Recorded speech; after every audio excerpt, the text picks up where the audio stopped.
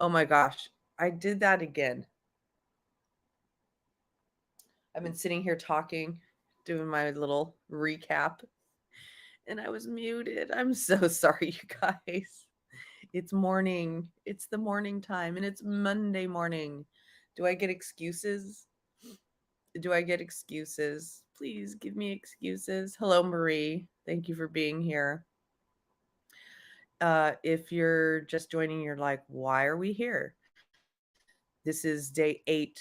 Ah, I just noticed a typo in my description. My goodness. I get it sucks getting, older. I just fixed my description.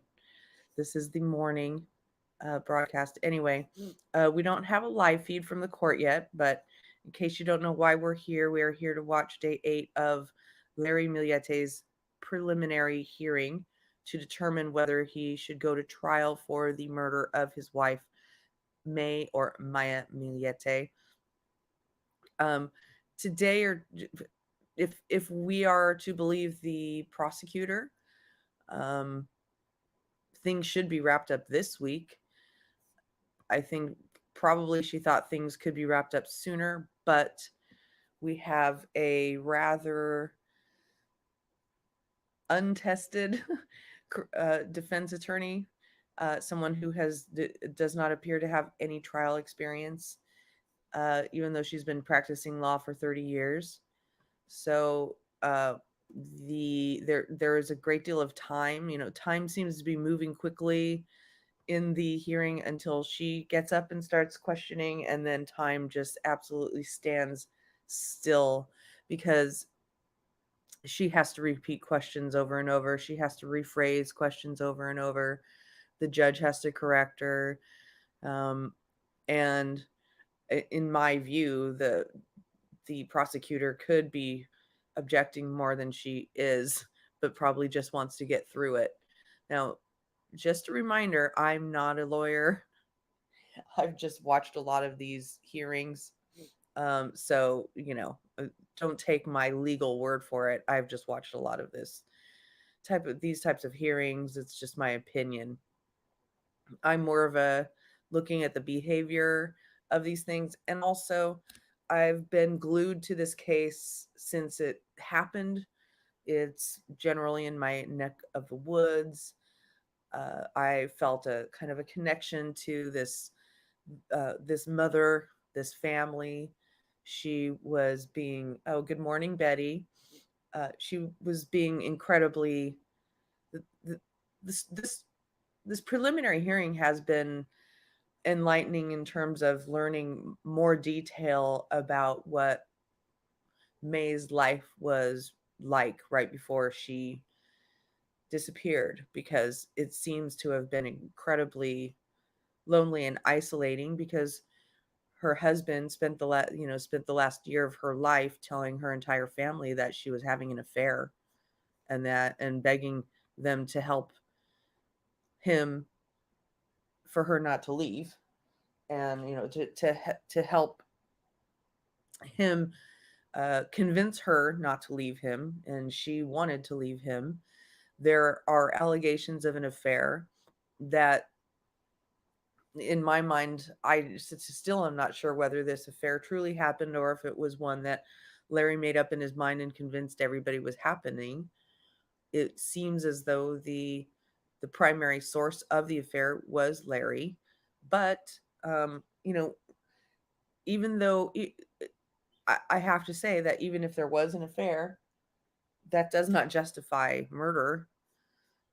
And even if there was an affair, it does not prove what they're trying to do. The theory of their defense is that she just disappeared one day. She decided to leave, and that's where she went.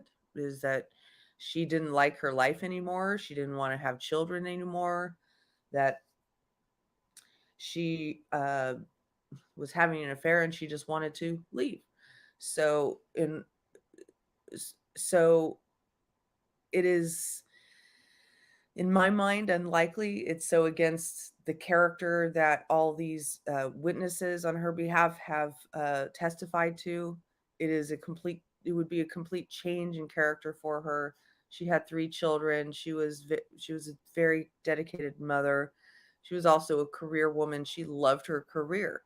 She loved her friends. She just got some new toys to play with, her Jeep and her motorcycle. She was excited for life. She was making plans for life.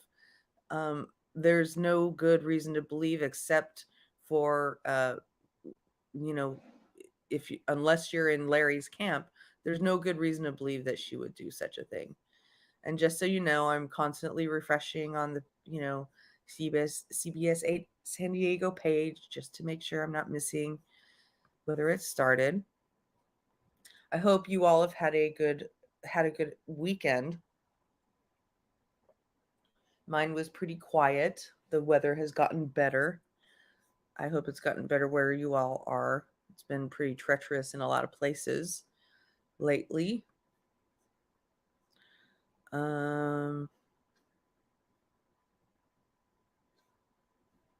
Let's see.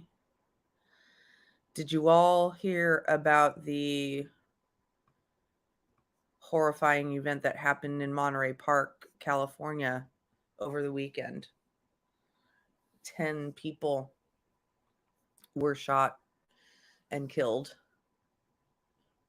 in a ballroom club, and it appears that it wasn't. It appears that it was not terrorist related. They still are coming out with information, but the man went and he's a 72-year-old man.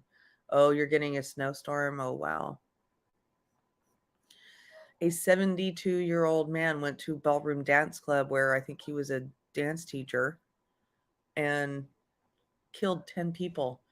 And then he went on the run and he ended up in Torrance, California, and at an intersection that I'm extremely familiar with, and he unalived himself in his own van. So just a horrifying story. Horrifying.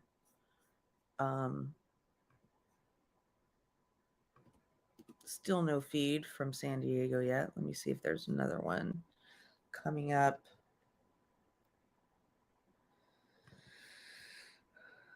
Oh, there it is. Okay, so the feed is up, but the court has not started yet. One moment. Oh no, that's, yeah, okay.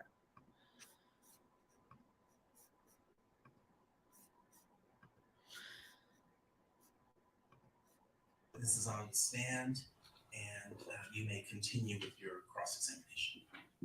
Thank you very much, Your Honor. Good morning, Detective. Good morning, Your Honor. Good morning, Detective. Good morning.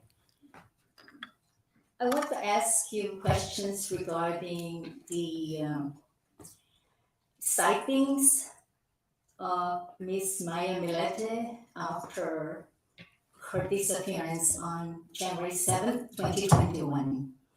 Alleged sightings. And So, the state's witness testimony, it's alleged sightings. okay.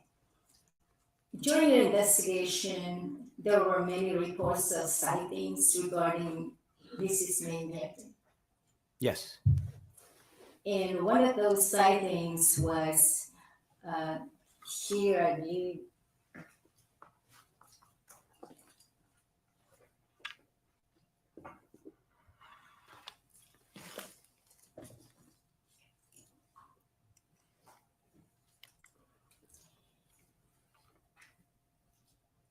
Someone from Texas called your office and stated that on January 9th, 2021, she saw Miss Millete and she believed that that was the person that was missing She thought it may be sex trafficking. Objection And- calls for hearsay, compound, lacks foundation. I mean, is she going to go through every single tip? I'll overrule it. It's, to an extent, the effect on the listener, so on hearsay. But counsel, Yes, Your Honor. it is somewhat of a narrative and compound question, so you can rephrase. Okay, let me rephrase it, Your Honor. There was a person who took the trouble of calling your department to inform you that they had seen Miss Millete in Plano, Texas, on or about January the 9th, 2021. Is that right? Yes. And she described that this person appears to be the same missing person from Chula Vista, because she saw it on television. Correct. And then you proceeded to investigate that, but this person that was seen and thought to be Miss Millete already disappeared, right? I vaguely remember this tip. I do recall Plano, Texas. We had hundreds of tips, so it's hard for me to keep track of which ones were which and what was done on each one. Can you direct me to my report where that is to refresh my memory and to Okay. recall the exact details of that? Sure.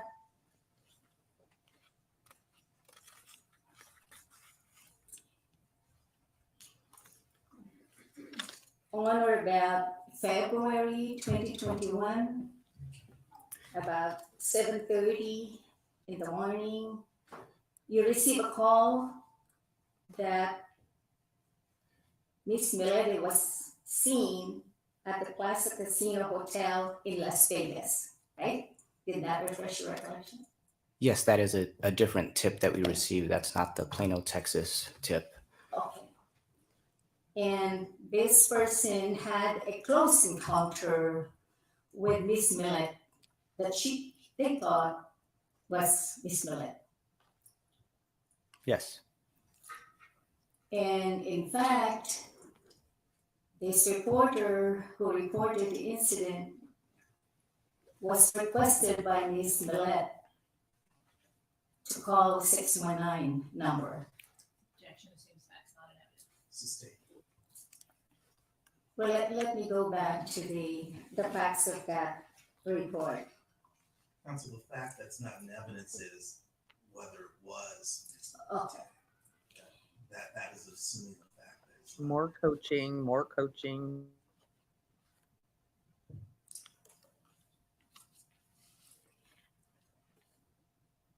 This person who reported the sighting indicated that this person that he believed to be Miss Millete was a short Asian female who was intoxicated. You recall that? Yes. You did cover this on Friday afternoon. Oh my This gosh. tip. Of course, that short First one. female Asian had And to you have been crossed them out. intoxicated to You have been indicated to me that Maya, you want according to them. Narrow your cross-examination to 3 significant tips. So Okay. you've already covered Las Vegas. Okay. I have some questions if people want to redirect, because I want to know the full flavor of what these Okay. individuals Okay, reported thank from you. Las Vegas and what the investigation was. But the first one is Las Vegas. I think the other one is Plano, Texas. That's what my notes show. And the other sighting was here in San Diego County, where Maya was sighted in Carlsbad. You recall that incident? Yes. I'm sorry, I didn't hear the question. Can I ever read that? And by the way, it's not working. By Ms. Martinez's question, and the other sighting was here in San Diego County, where Maya was sighted in Carlsbad. Do you recall that incident? I would object again, facts not in evidence. Sustained. say where it was allegedly or someone believed it was her, but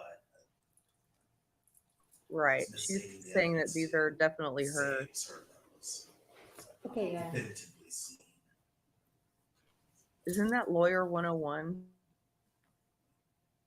that tip did not yield any possibility of tracking Miss Millete, correct? Do you recall the incident that she was asking about? I recall an incident in Carlsbad where she was possibly seen, but we had no evidence that that was her.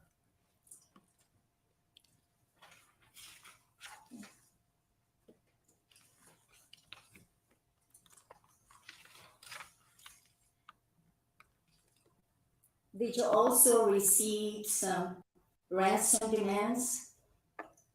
Yes. How many did you receive? Approximately 2.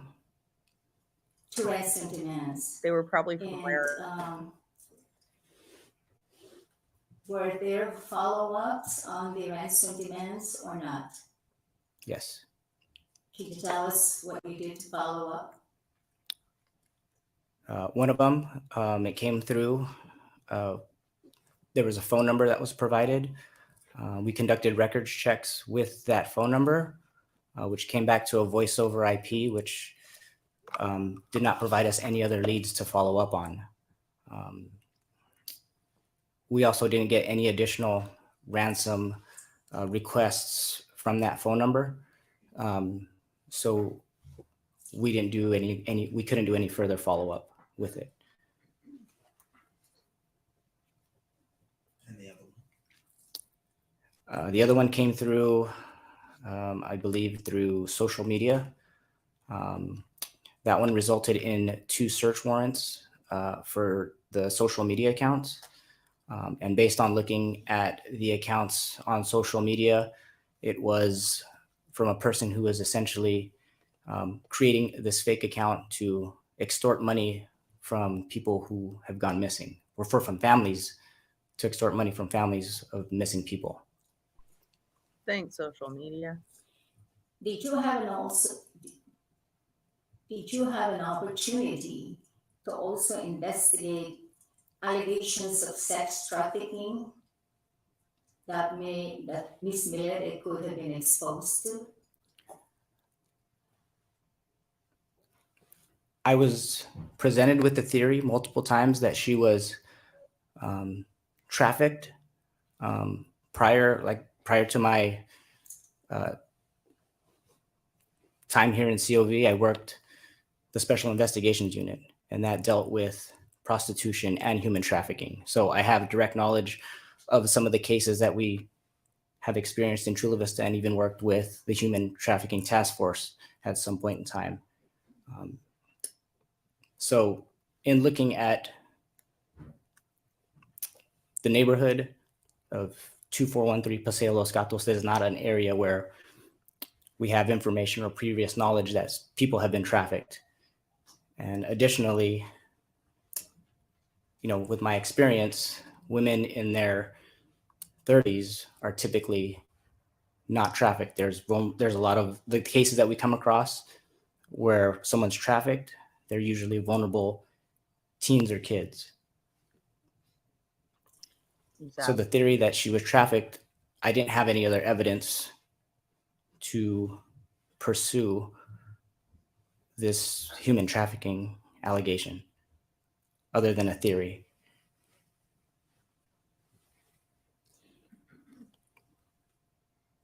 During the searches of the Millete residence, you were able to find what appeared to the officers as marijuana. Isn't that right? No. I don't recall them Marijuana. locating any marijuana.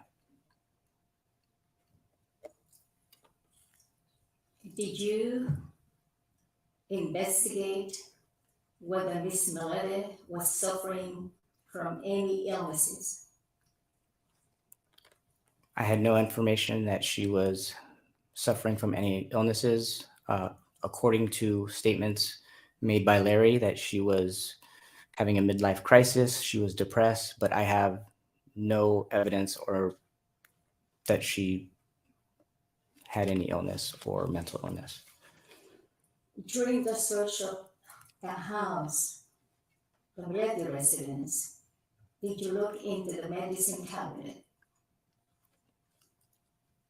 I did not specifically, but I know my team or someone from my team would have covered that. Again, he's such a unconvincing Again, during this speaker. I just wish he was a little investigation, stronger. you heard from Miss Millete's children, Clara and Melanie, that they heard their mother moving around inside the house on January the 8th, 2021. Morning, Did you Violet. believe that?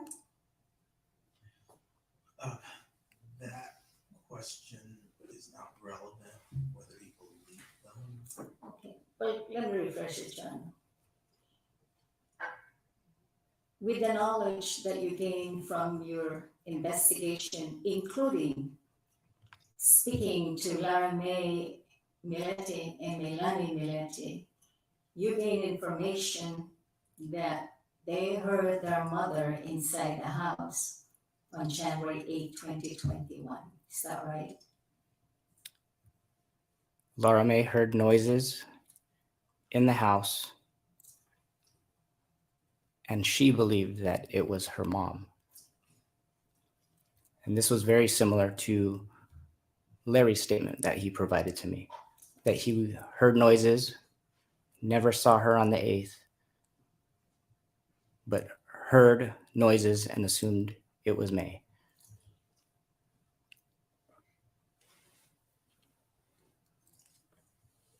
Yes, in fact, Mr. Millete told you that on January the 8th, 2021, Maya was making noise in their house, preparing something downstairs around 8 o'clock p.m. Did he tell you that? Again, he heard noises, but he did not see May on the 8th. Neither did the children.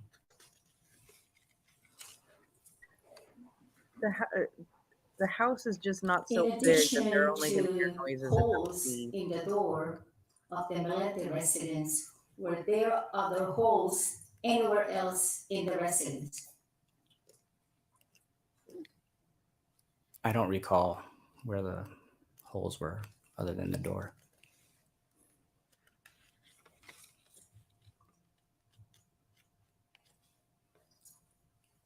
That there were allegations of hearing gunshots in the vicinity of Ooh, the you open the door. area of the Millete residence on January 7, 2021. Did you investigate those gunshots? That's assuming facts not in evidence to actually call it gunshots. So you can rephrase, ask if he heard reported gunshots or what he did in regards to that. In the process of investigating the disappearance of Miss Millete, did you receive some reports of gunshots or sounds like gunshots on or about January 7, 2021? On January 7th, we did not get any calls for service for gunshots from the Chula Vista Police Department. Well, detective,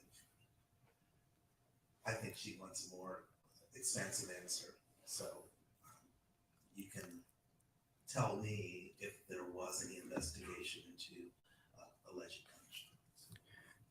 So there was audio provided by a neighbor of loud bangs, which we collected We finally hear and about forwarded it to the FBI to have it further analyzed to see if those were in fact gunshots.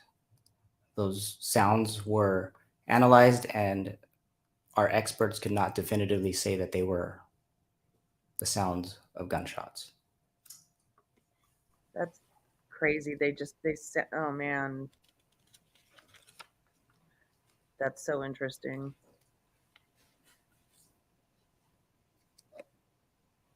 In reference to the reports of children's voices being heard in the backyard or thereabouts in the Millete residence, did you find any evidence that has any significance in your investigation? Yes, it does, because of the timeline of when Larry told me that they argued between 8 and 10, and then there's sounds of children playing in the backyard. I believe that there was some sort of fight, and he had sent the kids out so they can continue their argument. Isn't it true that the children often played in the backyard and stayed there camping with their sleeping bags? Maybe on the And weekend. during the cold winter, they have the fireplace that's shown in the backyard photograph. Do you recall that? Objection, compound, Flax Foundation, calls for hearsay.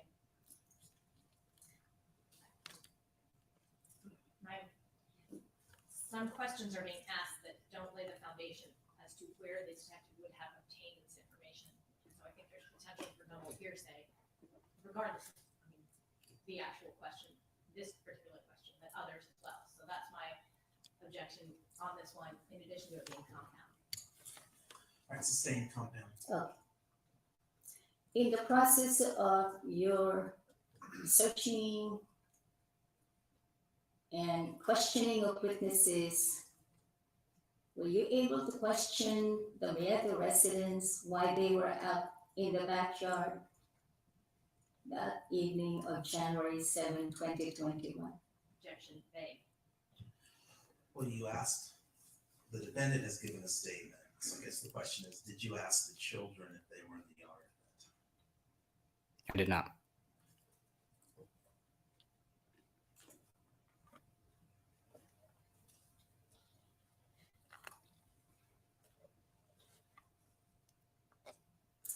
Isn't it true that Miss Millete had several cell phones? I don't have information that she had multiple cell phones. Oh my.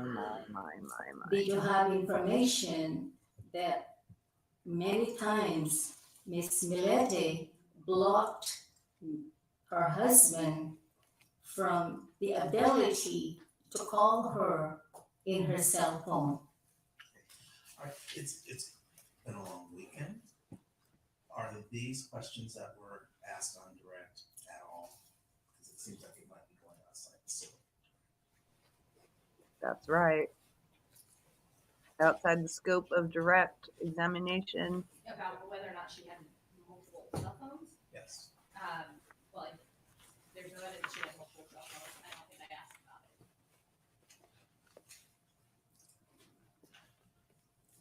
Well, his answer has been. I've never heard that she he had doesn't have multiple any cell knowledge That phones. she had multiple cell phones. Now you asked about whether he was blocked, whether she was blocking the defendant access to her phones. And That's not. I would just object that that lacks foundation as to whether or not the detective can say that that definitively occurred. If she's asking if the defendant said that that happened, that's a different question. All right, then, sustain lack of foundation, you can rephrase and ask. If the defendant- Prejudicial, big word, Betty. Yeah. No, I agree. He just seems like he's kind of new to Did testifying. you I don't receive know. information in the process of this investigation that Miss Millete, Maya, was training martial arts, specifically kickboxing, in 2020? All right. That appears to be a question that's designed for discovery purposes and is outside the scope of the direct examination. Your Honor, Look at that look in there his eye, are like, say, what? text messages, exchanges, Miss Millete and the friends, the besties, that in fact she could handle Mr. Millete. And that's the reason why she believed she could handle Mr. Millete is because she was training in martial arts, including the kickboxing. Are you kidding me? Are you kidding me? I'm not sure how that's The relevant. defense is she could fight back because she was in But I kickboxing. don't know how it's relevant that she was interested in Taekwondo or any martial arts. I don't actually know that I don't know that there's any evidence of her involved in any kind of training. So I would object then as 866. Welcome, Queen Olive. It would be for discovery. I've got no information about that. I'm going to sustain the objection for relevance. I've seen that Detective, before. isn't it true that the witnesses you interviewed, including Miss Milete's family members and her friends, told you that Miss Millete insisted that she can control Mr. Millete and not to worry about him? Objection calls for hearsay, lack of foundation, and vague. As to what family members, when, what was said. Sustain vague if you, and it's compound. If you have a specific person who told Okay. him that, you can ask if a certain person told him that information. Or, yes. Miss Genesis Tabalanza was interviewed by detectives, and she told you that Miss Millete can handle Mr. Millete. I don't recall that statement.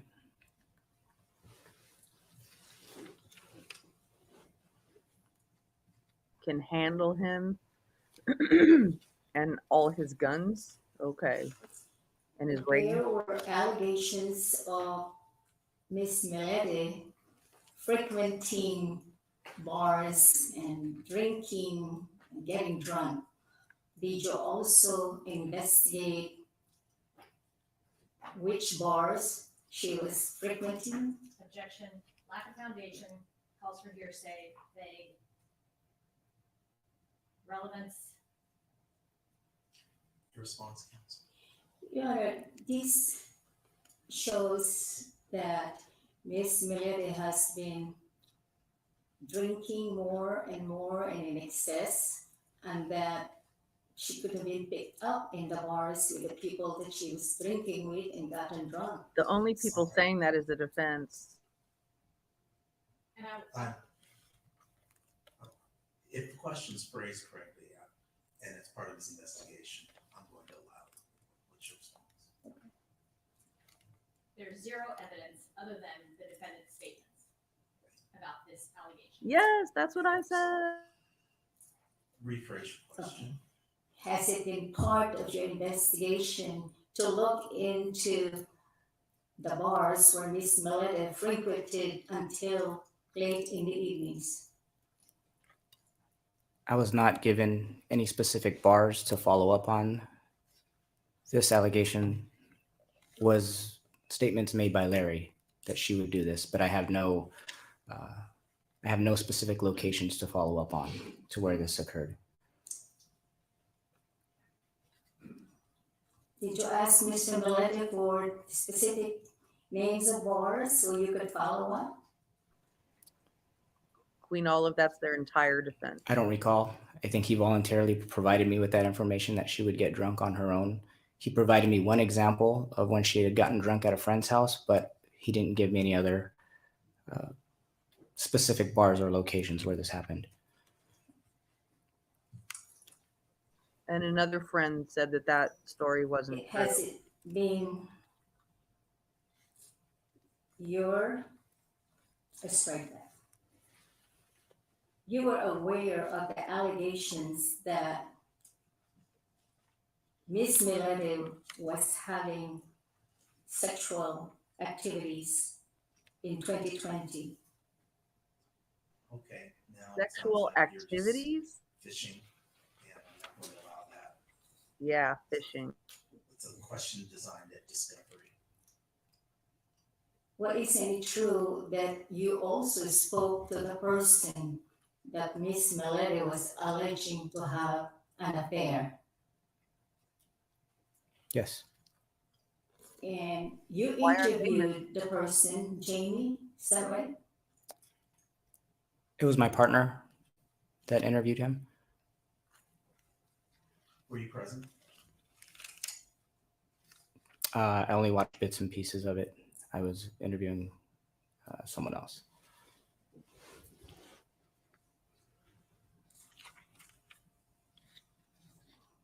You were aware of the investigation that occurred in Miss Millete's employment office. Can- Objection vague as to time, place. I know what she's talking about. What is the relevance of asking this question of this witness? There was a report of, Counsel, I haven't made my ruling final. Do you have anything you want to say? Detective, did you have an opportunity? Counsel, I'm sorry, Ann. I you think, need to address the court. oh, I'm sorry. There's Ann. been an objection. People have stated the grounds Hey, for their Amelia. objection. Before I rule, you have an opportunity to respond. Oh, I'm sorry, Ann. I think I'm having problems hearing you. Well, if you're following along and listening to Ms. Bowles, you'll also know what the nature of the conversation is. All right, the objection is sustained. Relevance. Well, as part of your investigation, do you know any other persons who might have reason or motivation to dislike Miss Millete? No. Only Larry. Isn't it true that there is a person who was harassing Miss Millete in Objection. 2020? Lack of foundation. Larry. Sustained. You were investigating Miss Millete's problems at work. Isn't that true? Objection vague. Relevance. We're back to where we started 5 minutes ago. What is the relevance? Yeah, there are other people that are motivated to either harass or hate or angry against Miss Millete because of this affair. The person that Miss Millete is having an affair is married to a deputy sheriff, and All right, Gossip. ask that question instead of such a broad question. There's someone that you think could be a suspect. You can ask if he investigated any leads regarding that.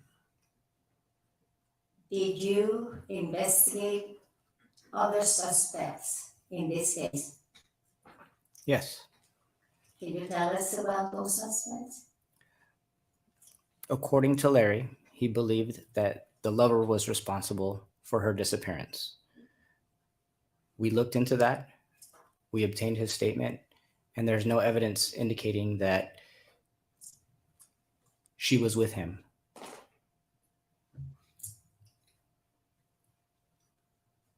Did you find him credible? Yes. Isn't it true that this person, this suspect, lied many times during 2020? Objection vague. Sustained.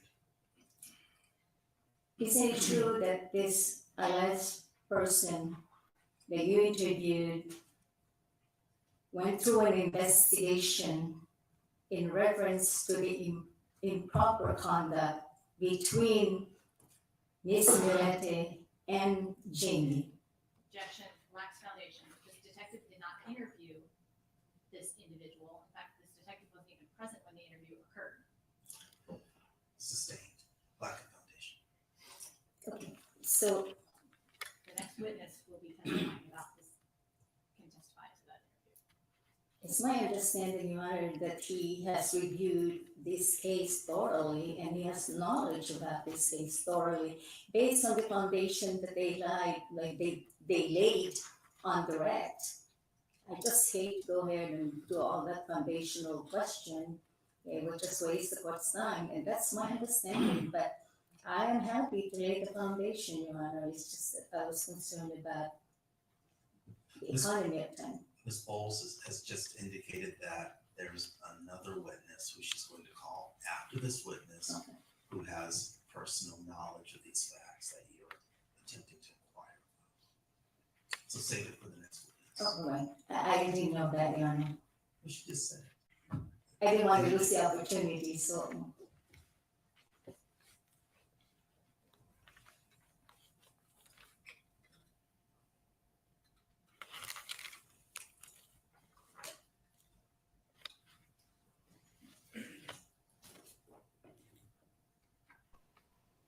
Sounds like maybe the next witness is going to be another Detective, detective. did you interview a person by the name of Robin Pomador? Yes. Do we have the spelling on that? Has that been provided, Ms. Bowles? It has not. What's the spelling? Robin what? Robin is Robin, first name, last name Famador.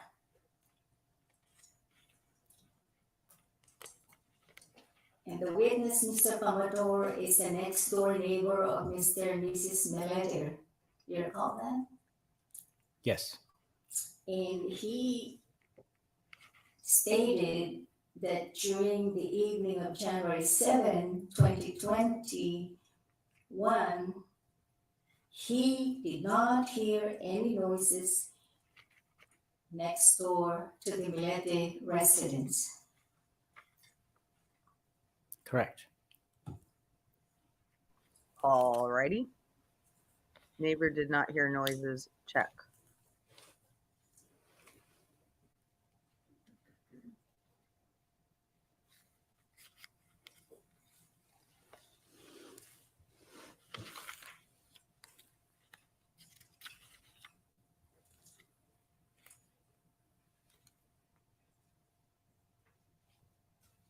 In the process of thoroughly investigating this case,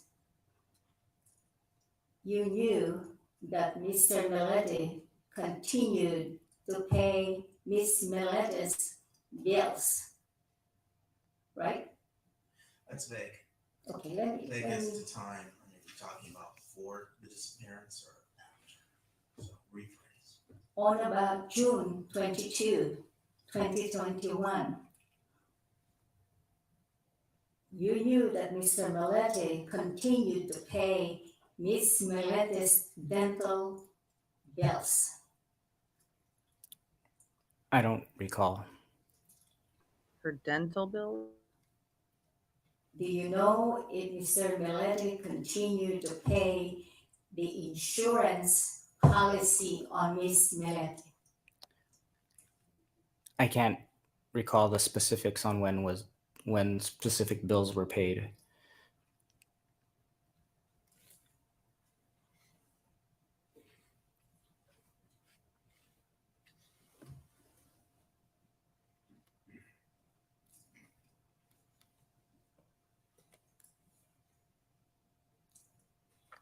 As far as the issue of Miss Millete saying that Maya can control Mr. Millete, isn't it true that Maya's sister Jane described Maya as a fighter, and she can always handle Larry. Objection lacks foundation.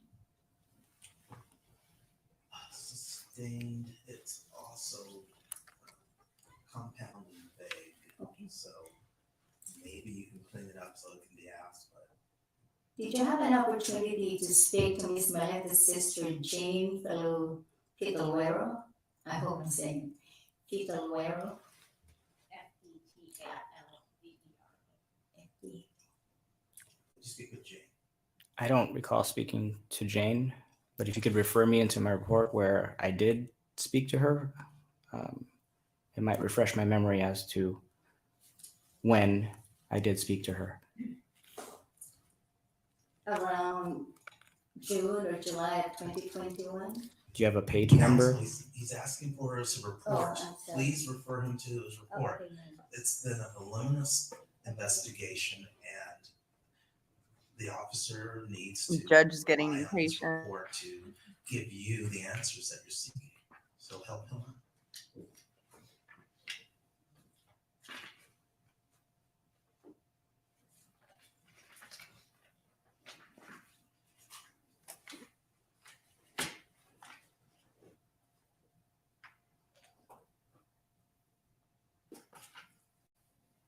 Yeah, may I approach the witness? No, right now he just wants you to refer to the page number. Oh, He okay. may have his report with him. Yes, this is District Attorney Investigator James Rhodes' report of his interview with Ms. Fitalwero. Then it would appear that your Okay. objection is relevance, the lack of foundation. Yes, and improper refreshing of recollection. Well, I could wait to ask the officer, DA, investigator. Rhodes, Sustained, I can wait. lack of foundation. I can wait later on.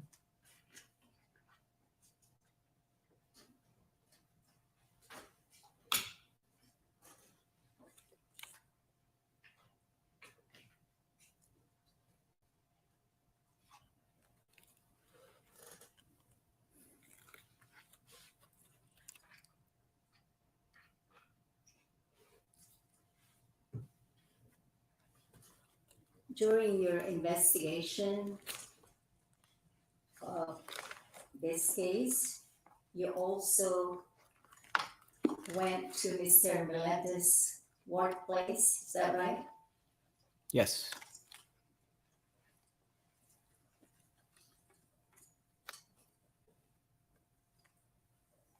And you, in fact,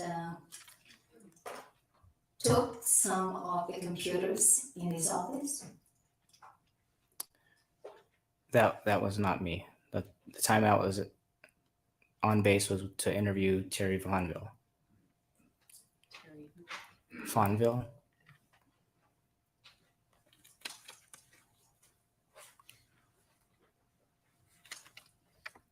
Did you and your investigative team discover any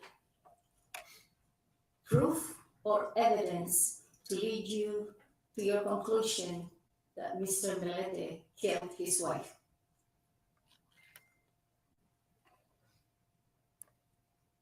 $1,000 It's question. compound. I don't want him speaking for the team. He could speak for himself. And you did ask this question on Friday. Recall vividly. During your investigation of Mr. Milete's office and seizure of the computers and letters in his workplace, was there any evidentiary value that supports your position that Mr. Millete harmed Mrs. Millete? Objection lacks foundation that this detective conducted any search of any items found at Mr. Milete's workplace.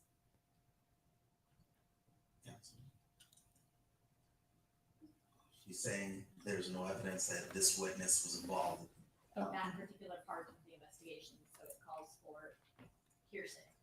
Okay, were you involved in that particular part of the investigation? I was not involved in the search. All right, then. Relevance sustained, lack of foundations.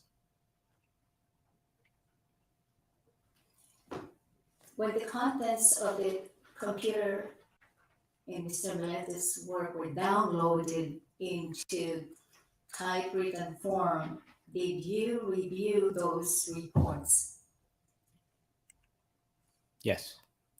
Did you find any proof when you were reviewing those reports that support your Pounding the table. belief that Mr. Millete harmed Mrs. Millete?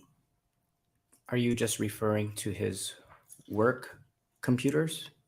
Yes, that when you read the information from the computers in his workplace, were there any proof to support your belief that Miss Millete harmed Mrs. Millete? Objection. Once again, lack of foundation. District Attorney Investigator James Rhodes examined the computer downloads from the workplace. Prop 115 would require that there's a foundation that this detective spoke with District Attorney Investigator Rhodes in order to introduce that hearsay that Investigator Rhodes will be testifying. Can you wait for Investigator Rhodes, or do you have a response to that? Yes. Which shows to me that this witness is qualified to give an answer. Yeah, my understanding is that the Detective Jesse Vicente is the overall person in charge of this investigation. And he is the one who believes that Mr. Millete killed his wife. And to support that belief, I want to know if he used that computer download information informing his belief. And otherwise, his belief is unreasonable. Huh?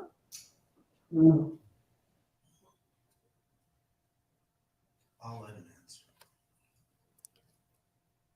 I don't recall specifics from the work computer, but there are additional forms of evidence that we collected throughout the course of this investigation that led me to where we're at today. And counsel, I'll note that the police have a theory, but a case is built on a lot of different factors. There's the police investigation, and there's the theory that the prosecution will present to the court. Sometimes it's different from what the police have charged, and ultimately, I'm going to decide as the trier of fact for this hearing as to whether there is sufficient evidence. That's a standard, yeah.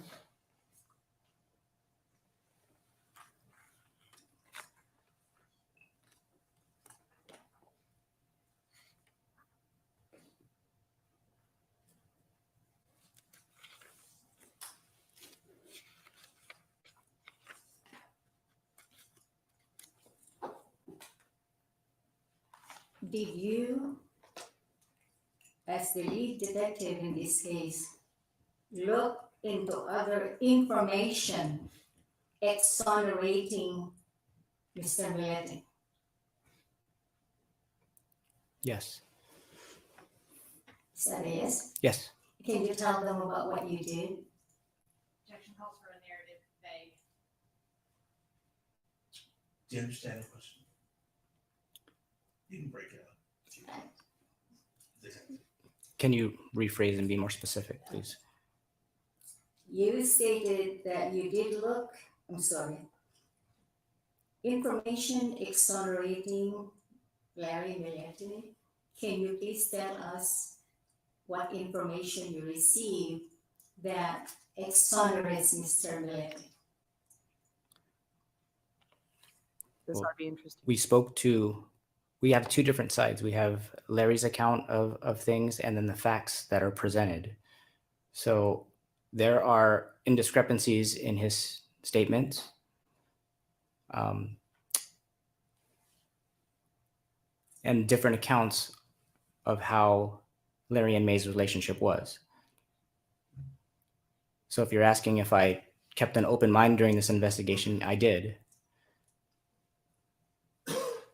I'm trying to obtain testimony as to your efforts to find proof or information that Mr. Millete did not harm Mrs. Millete. Objection relevance. I'm going to sustain that it's vague. You have him on cross-examination. You can ask him, I was going to say 100, but I'm not. You can ask him a dozen questions regarding what he failed to do or what evidence supports their theory of the case. I mean, I seriously feel like we're You in a didn't mock find trial a in weapon law that you school with believe this was used lawyer. to, kill her. No.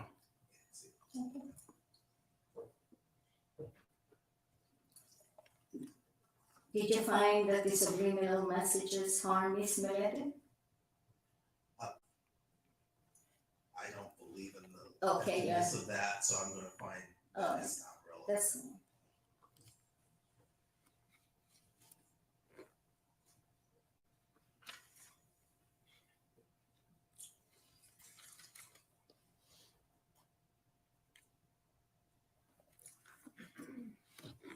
Isn't it true that Mr. Millete gave Miss Millete many presents in 2020? Objection lacks foundation. And also, what's Sustained. the relevance? Did you know if Mr. Millete gave gifts to Miss Millete in the year 2020? Same objection and relevance and asked to answer. Sustained. Both. Mr. Millete actually was accepting the divorce that Miss Millete wanted. Isn't that true? Objection calls for speculation. Sustained. Did you gain knowledge that Mr. Millete was in fact agreeable as to the issue of divorce? According to Larry, divorce was not an option. Ha. Ha.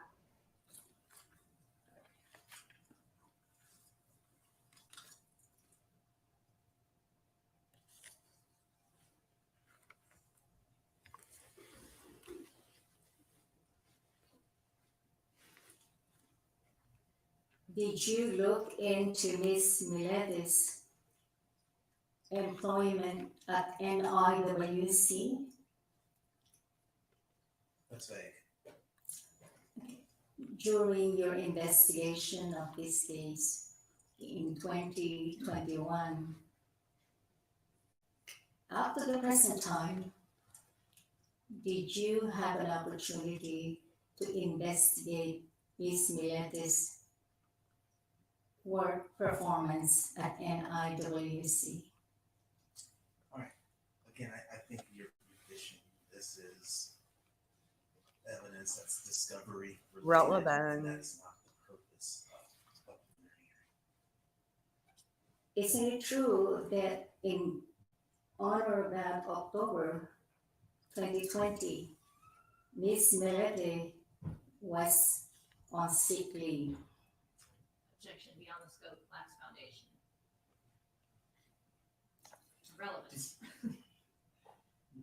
All right, what is your response? Well, Your Honor, they said that the investigation said that she wasn't sick, she was healthy. She didn't take any medications, so Are you aware of her work schedule and whether she took time off during October of 2020? I can't speak to her work schedule at NIWC. All right, so sustained lack of foundation.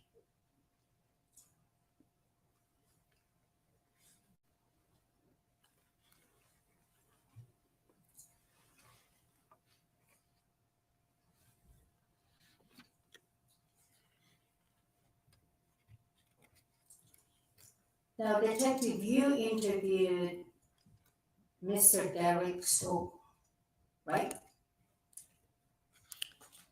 I obtained a phone statement from him early on in the investigation.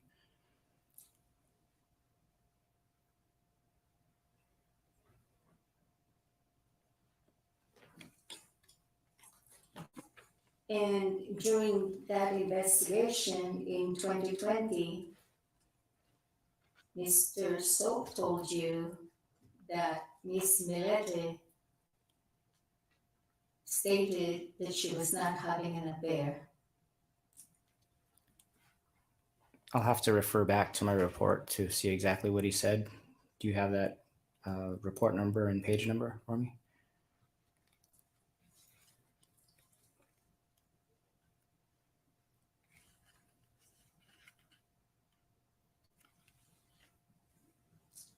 I would object beyond the scope, and I don't think it's proper impeachment. I don't know that a question was ever asked of Mr. Stowe. Sustained. But move on. Whatever you were going to ask about Mr. Soap is not relevant, and I believe this witness lacks foundation. Okay.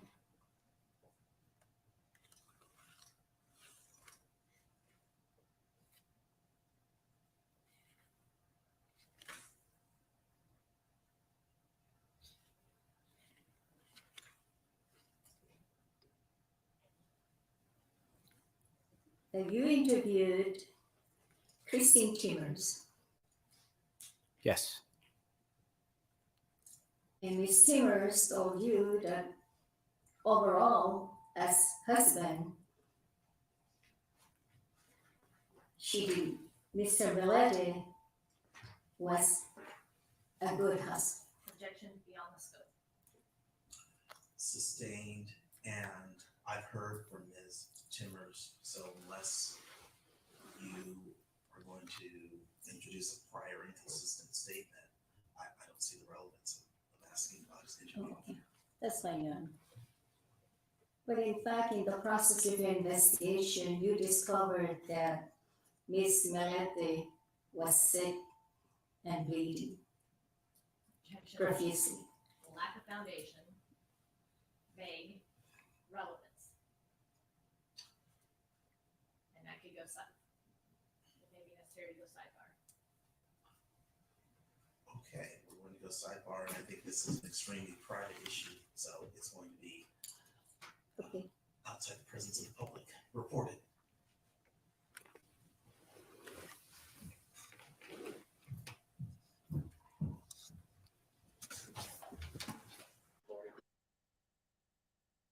You know what, you guys? I couldn't hear what that last question was.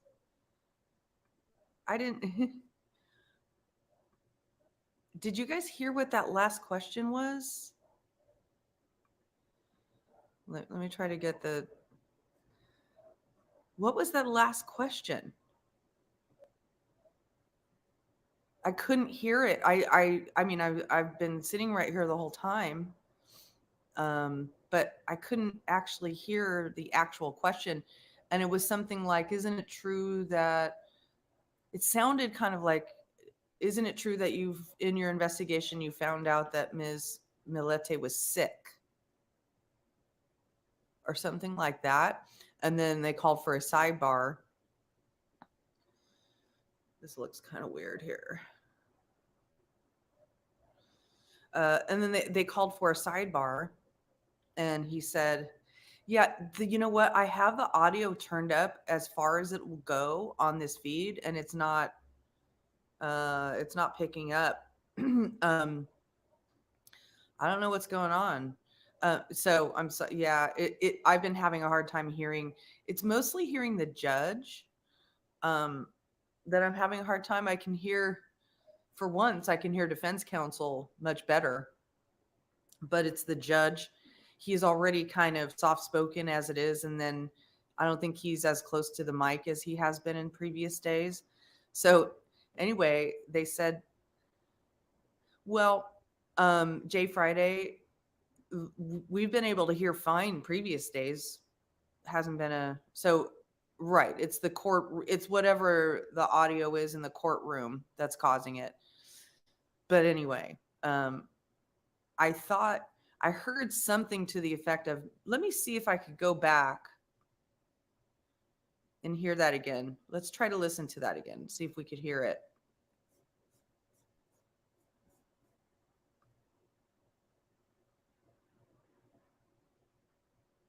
Vague relevance. And that could go south.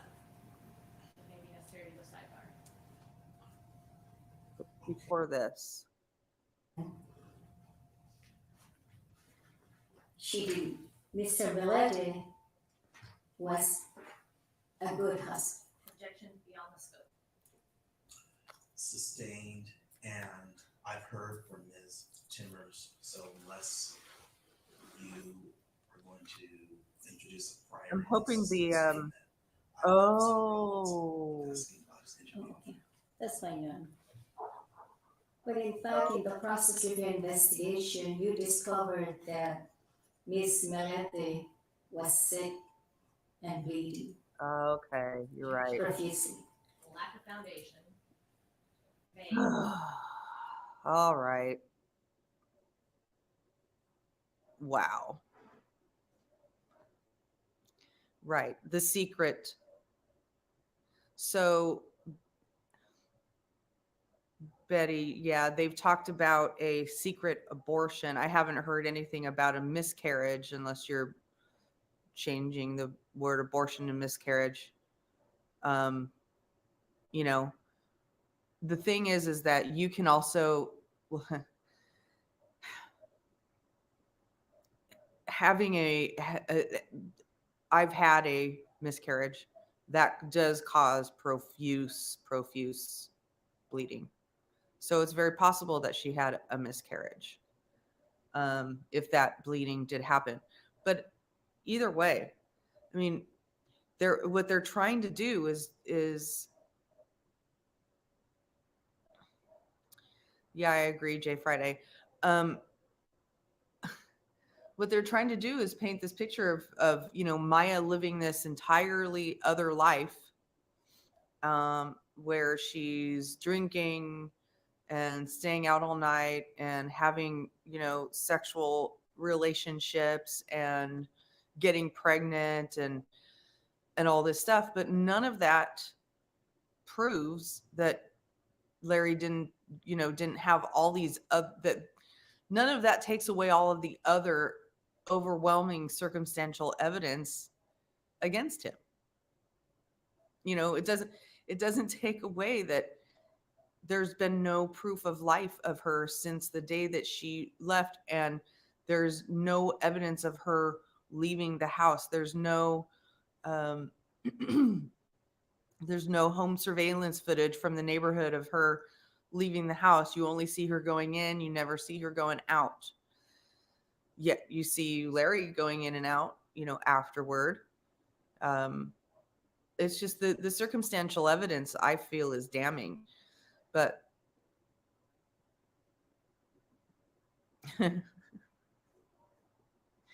yeah, and I was talking about this earlier before things got going.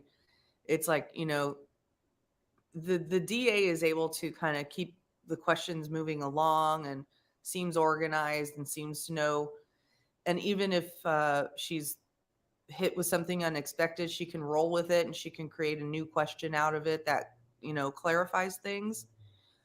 But as soon as the defense attorney gets up there and starts questioning, it's like a record skipping. It's like, like, and then she tries this, method of winding up the witness to a point where, she tries to land this big hit and she always misses. And it's really, it's like a lawyer shouldn't be putting on their training wheels 30 years into their career, on a murder trial, murder case. Yeah, he's definitely impatient with her. He's had to correct her too many times. It's like he's basically back to teaching law school with this lawyer. I'm not saying the woman is dumb. I'm saying that she's not trained in the skill of litigation, criminal justice litigation, criminal defense litigation. And it's interesting when these, accused murderers, accused killers pick incompetent attorneys. And is it because that's the only attorney that would take them? Is it because it's a family friend? Is it because they have some other affinity for them that we don't know about? Who knows? But I've noticed that there are times when the killer thinks that they're better represented by somebody who has literally no experience. It's like experience in trial work isn't regarded as something um, as something valuable. It's almost like saying, let's go play the Super Bowl with a quarterback who has only played in high school. You know what I mean? Like you have to know how the trial is a very strategic, there's a lot of preparation, and then there's all kinds of preparation and workout before the game, and then there's the actual trial itself. And during the trial it's crazy because you're constantly having to adjust. And I'm not speaking from my own personal experience. I'm speaking from the experience of having been married to a lawyer who was a litigator. I was married to him for 11 years, and also being around a lot of lawyers in my career. It's there's a reason that lawyers get paid as well as they do, because uh, it takes an education, it takes knowledge, it takes a craft. And there are different types of law. There's litigators, and then there are people who just do contracts, and that's it. And people who do contracts, or just regular transactional law, or mergers and acquisitions, or just corporate representation or insurance law, they they're not going to be as adept in the courtroom because they don't have a regular practice of it. That's why it's important to get a litigator, somebody who knows how to litigate, somebody and another thing that a lot of people don't take into account is that a lot of these trial lawyers, even on the opposite side, they all know each other. They've been working with each other for against each other for years. They before, during, and after any trial, or any when they're working on any case, they have to talk to each other regularly, and they develop, sometimes they develop friendships even when they're on opposing sides. Sometimes they hate each other, and they develop animosity. But um, in a lot of cases, they develop, kind of, they have a collegiality. It's not like they're gonna uh, put their clients aside, their clients' needs uh, second to the friendship. But the point is that there's so much more to being a lawyer and being in the practice of law than just like looking at a trial and thinking, okay, you ask questions and you get answers and you object, and sounds like they're back.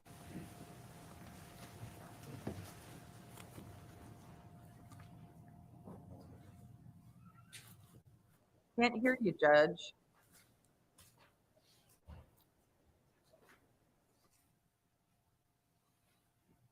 Maybe you can restart the computer. Okay, do whatever you need to do. Let me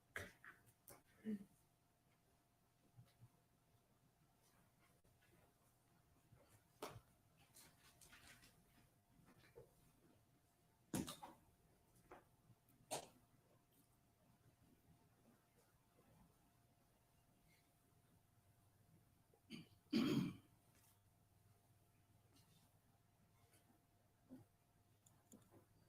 Jay Friday, looking at this I don't know if you've seen the prosecutor do any questioning, but her pace is much quicker. She's much more on the ball. The lack of energy really comes in when the defense starts questioning. That's really when it comes in.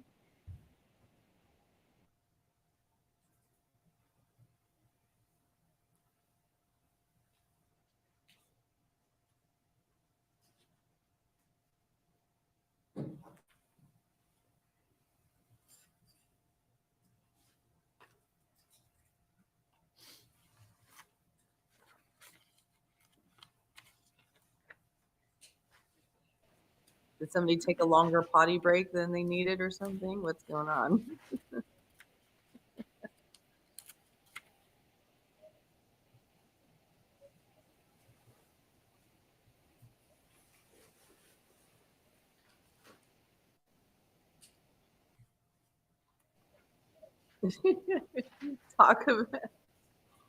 Wow, talk about low energy. This is about as low energy as it gets. Hello. Hello, hello, hello. Is there anybody in there? Just not if you can hear me. Is there anyone home? I hope nothing horrible is happening. I'm trying to keep people entertained. Relax, relax, relax. I need some first. 10:35. 14. Oh, it's taking.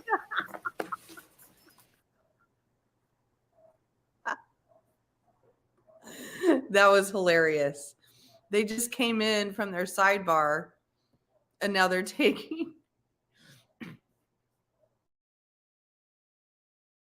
and now they're taking their recess. Wow. Okay. Dude, they just kind of sat there to make a show of it. And then, so should I keep singing Comfortably Numb? There is no pain you are receiving. The distant ship smokes on the horizon. We are only coming through in waves. Your lips. Sorry, I'm not going to be singing here this whole time. I'm looking for something for us to review about the case. Okay. Your lips move, but I can't hear what you're saying. Lynn Floyd. When I was a child, I had a fever. My head felt just like new to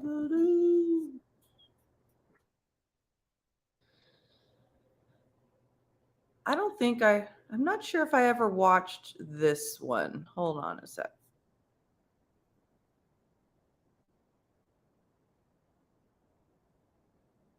For Bartley Edwards. I'm Carlo Cicchetto. We're learning more about the police search of Maya Millete's home last week in Chula Vista. The mother of 3 has been missing for more than 4 months. News 8's David Gottfredson takes a closer look at video of crime scene investigators inside the family home. Chula Vista police spent 7 hours inside the home of Larry and Maya Millete last week when they served a second search warrant on the home. See, he said Millete. That's how I've been pronouncing it. And I remember hearing people online when all this during all this when this was getting so much coverage and people were like, it's Millete.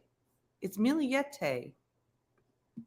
Home, seizing what appeared to be long guns and boxes of ammunition.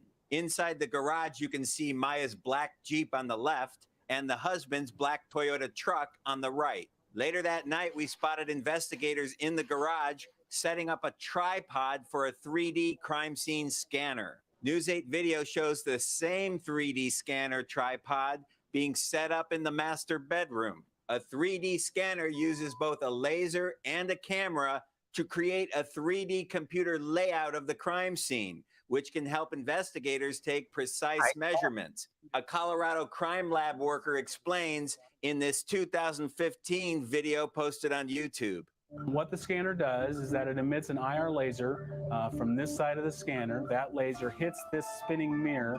That laser will spin on that axis, but it will also spin on this axis. The laser can then map everything from.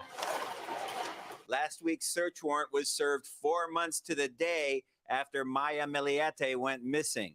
Even so, trace evidence could still be lingering inside the home. The neighbor who snapped this photo told News 8 it looked like investigators were using a black light to search for blood. Here's what a San Diego County crime lab worker told us in 2001 about tracking down blood evidence inside a home. So you end up cleaning up the big stuff.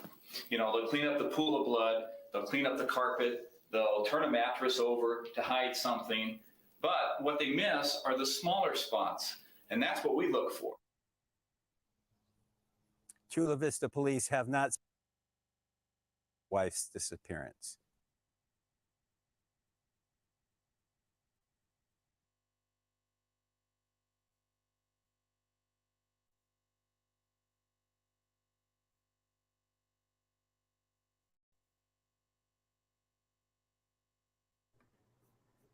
Yeah, I don't know.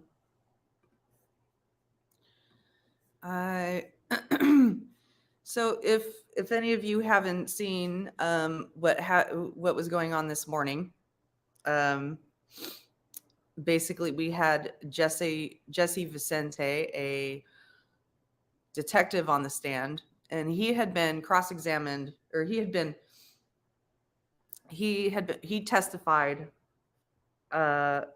Friday, but then they had to break up the cross-examination because he had to be somewhere, and then they brought in 2 other witnesses. So they're continuing cross-examination of him today. And on Friday, he said that he believes that Larry is responsible for May's disappearance. And he keeps getting peppered with all kinds of questions from defense lawyer that go along with Larry's theory about, did she, did you investigate? Did you know that there was an investigation at work about an alleged affair? Did you talk to the man that she was alleged to have an affair with? And he said that he did talk to the man that she allegedly had an affair with. And that answered a question for me, because I kept thinking, well, if she disappeared, where's this other man that she supposedly having an affair with and supposedly potentially ran off with? Well, he's still around. So where did she go if not with him? I don't know. I don't know. Since he turned off GPS on his car, it could be anywhere. It could be anywhere. He said he went to the beach, but go in the other direction and go in the north, or the northeasterly direction, and you're in desert. So I really, really, really, really, really don't know. I don't know. I watched news commentary where they agreed there was no trace of blood, so strangulation.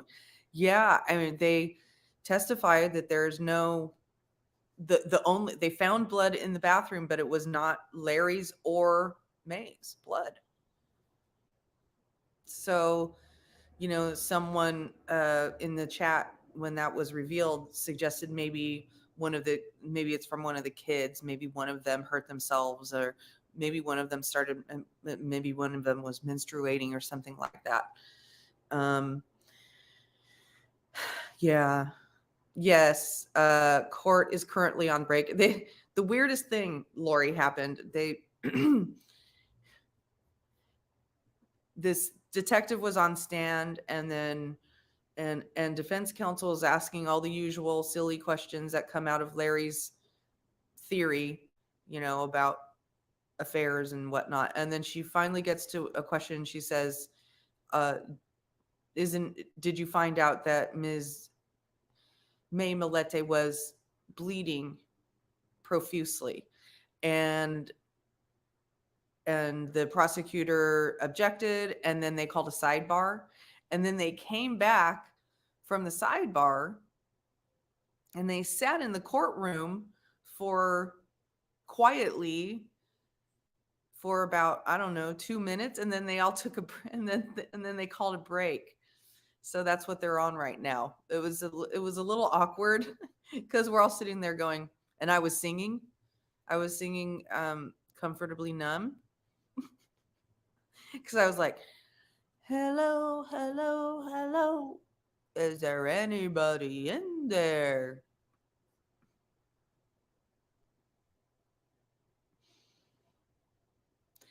I have become comfortably numb.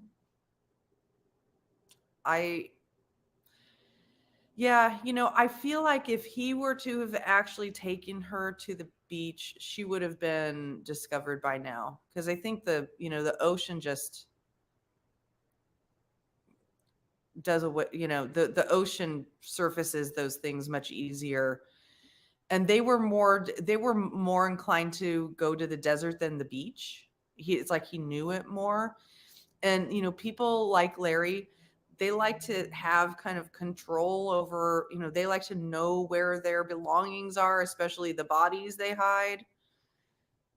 You missed the singing. The guy after Jesse on Friday gave some good evidence. Larry's Google. Yeah, that was very, very interesting. There was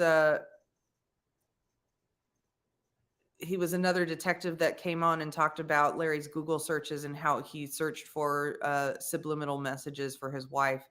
And some of the subliminal messages that he was searching, to try to get her to do were just gross. I mean, how to get what subliminal messages, how to get wife to suck, what. Can you imagine being in a relationship with a guy who's trying to subliminally control you into sexual acts? Some man put his wife on a plane after killing her, and wow. So Liz, I'm assuming that this man had his own plane, or he was a pilot himself. That's crazy. That's crazy. I mean, anyone who's going to, take control measures far enough to type into a computer and say, how do I subliminally get my wife to, give me oral, but in grosser terms. And they never found her. Well, Larry doesn't have access to, I highly doubt that he went up in a plane. That's really interesting though. But anyway, I mean, anybody who's willing to go to those lengths to try to brainwash his wife into doing sexual acts, coerce her into staying with him, get a spellcaster to break her legs, why is it taking the next leap into, well, he killed her because she was about to leave him that's not a very big leap. Does it prove it? No. Yeah. Yeah. And it's unfortunate because there's a lot of people like that in the world still, even to this day. Yep. I agree. He doesn't. Yeah, somebody else said that earlier. He doesn't want a puppet. He doesn't want a lawyer who wants a puppet. He wants somebody who's going to just make sure that they get in the questions. She's like, a lot of her questions are performative for him, right? You can tell it's a one person audience when she asked questions about, you know, the affair and the investigation and the drinking and the going out and all of that stuff. And, you know, just put that under the general category of victim blaming and victim shaming and, you know, victim smearing. I mean, she doesn't have her own voice. The only voice she really has is her family and the police who did the investigation. That's the only voice she really has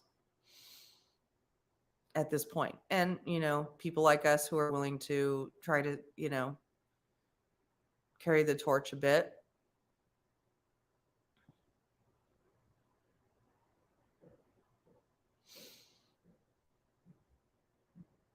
Yeah. Yeah, it's disappointing, but also, you know, I try not to genderize things too much. Man, woman, man, woman. Not too much.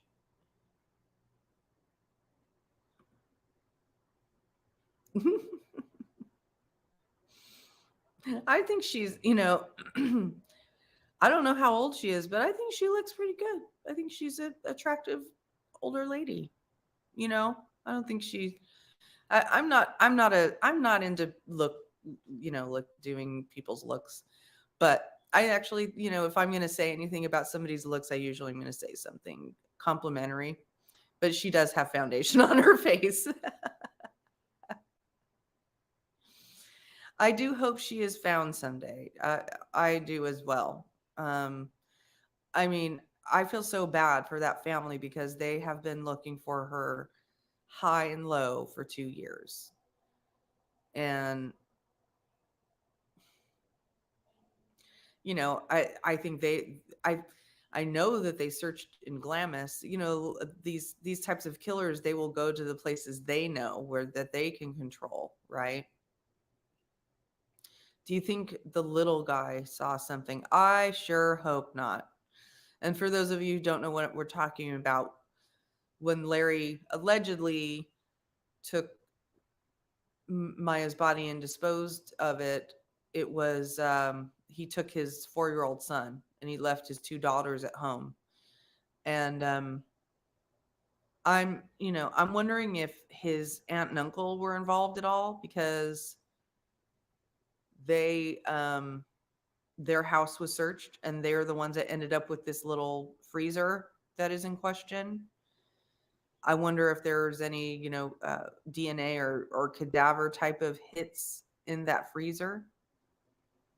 The little boys with Josh Powell gave good clues. Yes, they did. And that's the other thing is, you know, there might be things in that little boy's memory. And as he starts to get older, they'll start to come to surface. And that is what happened with Josh Powell's kids is they started to say things like, daddy left mommy where the big ice castles were. Mommy stayed with the ice castles. Things like that. And that it was right after that when Josh Powell killed himself and his children all together.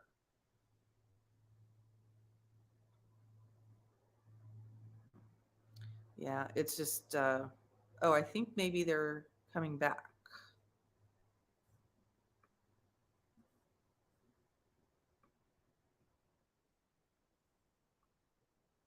Day and time.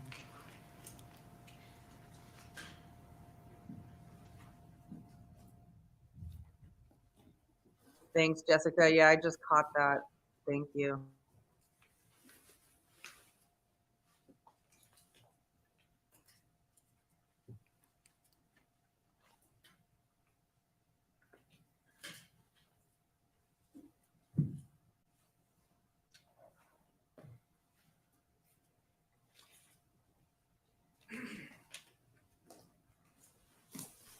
Okay, come on now. Had enough stalling.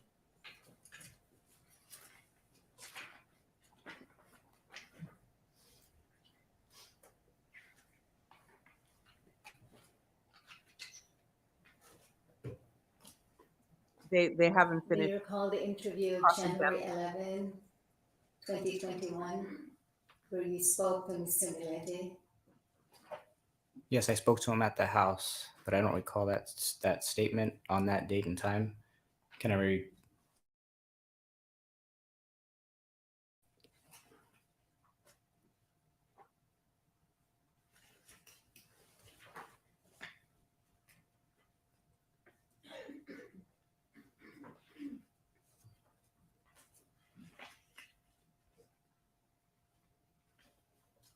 Counsel, Yes, Shannon. Ms. Bowles, are you going to introduce all of the statements that were made? Yes. This is coming in by Prop 115 through the defense. I didn't introduce any of the statements to the defense. Yeah, the report is very long and it'll take him some time to read the statements. Counsel, you had a year to prepare for today's hearing. Well, I'll move on, yeah.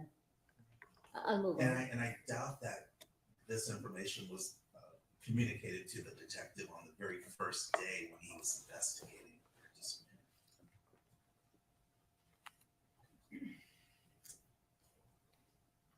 Mr. Millete told you that in 2020, Miss Millete was sleeping in the master's bedroom alone without him.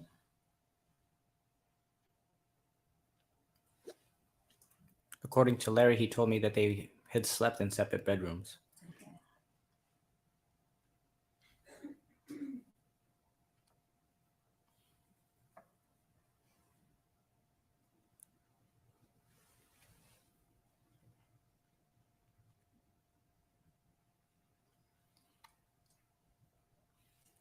Do you recall talking to Maria Mariscal? Yes. Mariscal, Mariscal. And that Maya and their friends got together at a friend's house, and Maya was significantly drinking excessively.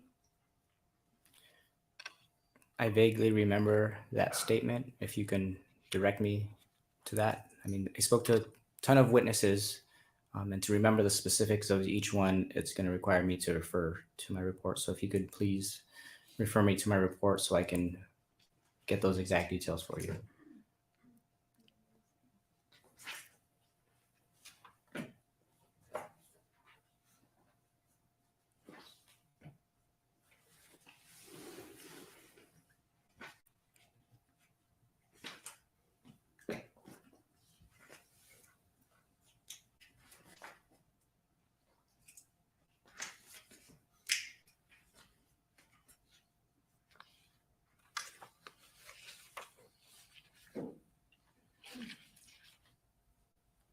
You conducted a phone follow-up with Maria Mariscal on January 14, 2021.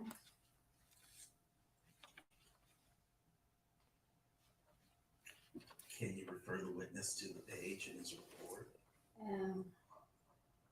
Oh my gosh.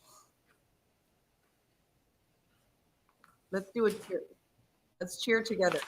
Be prepared. Be prepared. Be prepared. Be prepared. Are you referring to the statement on page 48? Do you have your Yes, report? it's page, yeah, it's B00100, Jimena. Can I have the, I don't think he has the date stamped copy. That's for you. Understandable, Liz. Is there a report number that I can refer to? it's page 50. We got you back. On which report number? The dot 2.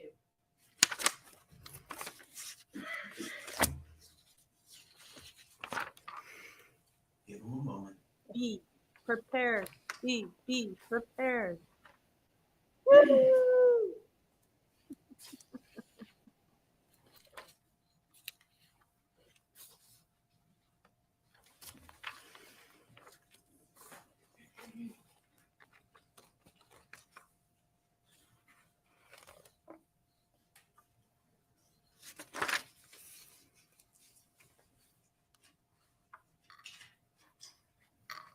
And counsel, if he does recall a witness giving him that statement, I don't think it needs to be inquired into with a number of questions. You've outlined your theory about the changes in behavior that she allegedly underwent in 2020, and this is evidence of that. Fine, get that one incident in, and then I expect you to move on. I think that that's just enough to support Mr. Millete's statement to the detective that All she right, was. then move on, being next accessible. question. Right, okay.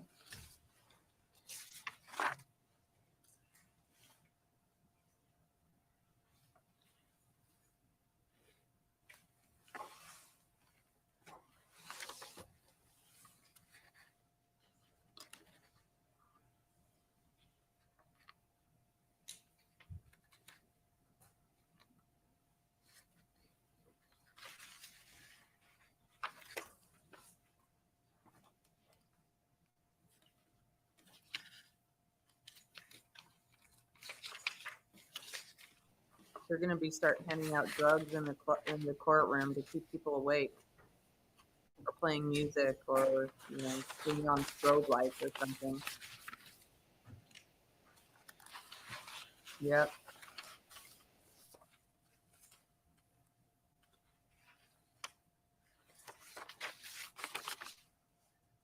Hang in there, Jesse.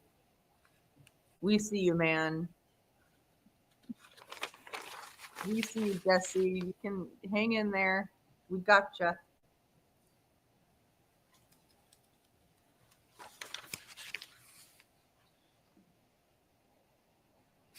So what happened? Read Your it, witness. read it. Was there After a all question that- asked about Ms. Mariscal's statement? I don't. He said he vaguely remembered a statement that Maya was drinking excessively at one occasion. Is that what your testimony is? Yes. Okay, so slight recollection, but he would have needed the report to have a more detailed recall of the event, And the statement.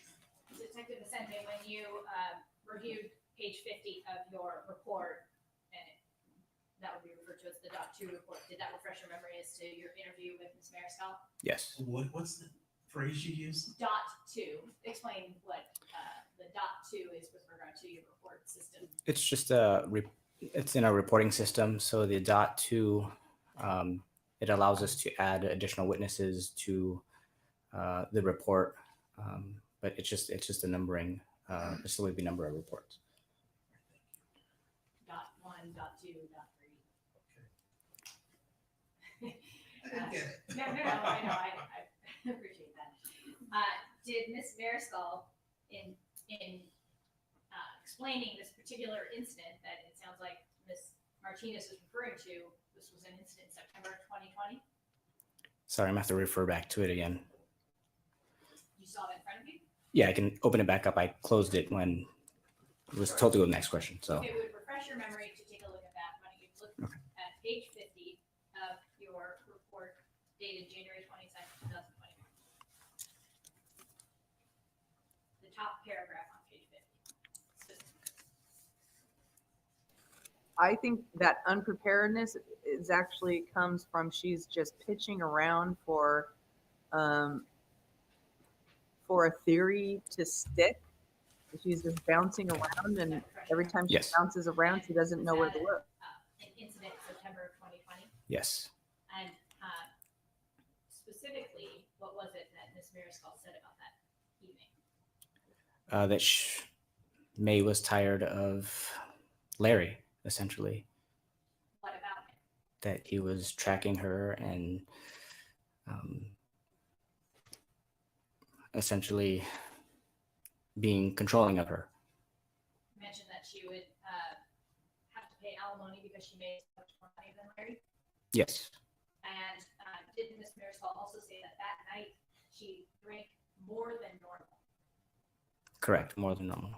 And so, generally speaking, when talking to the witnesses, did anyone speak about May having any excessive drinking? No,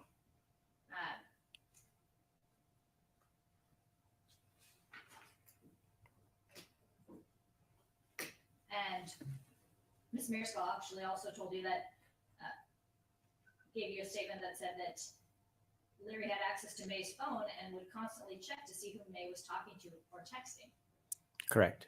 and would often block phone numbers from people he didn't approve of her speaking to. Yes. I want to go back to this Las Vegas Plaza Hotel, clear up a couple of things. With regard to that tip that came in, and you have, well, did you get a chance to review that over the weekend to refresh your recollection? Yes. And when did that call actually come into you? It was February 6th. The call came in on February 6th? That was the sighting, was when he saw her. It was on the 6th. I believe it came in on the 10th. And so it was several days later, and that you had, I think, testified on cross-examination that that call came in after he returned home to Hawaii Correct. and saw some kind of news segment on the television. Yes. And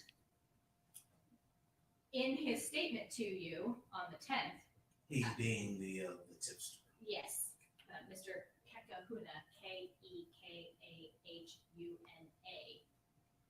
did Mr. Kekahuna give you any information that would have allowed you to corroborate his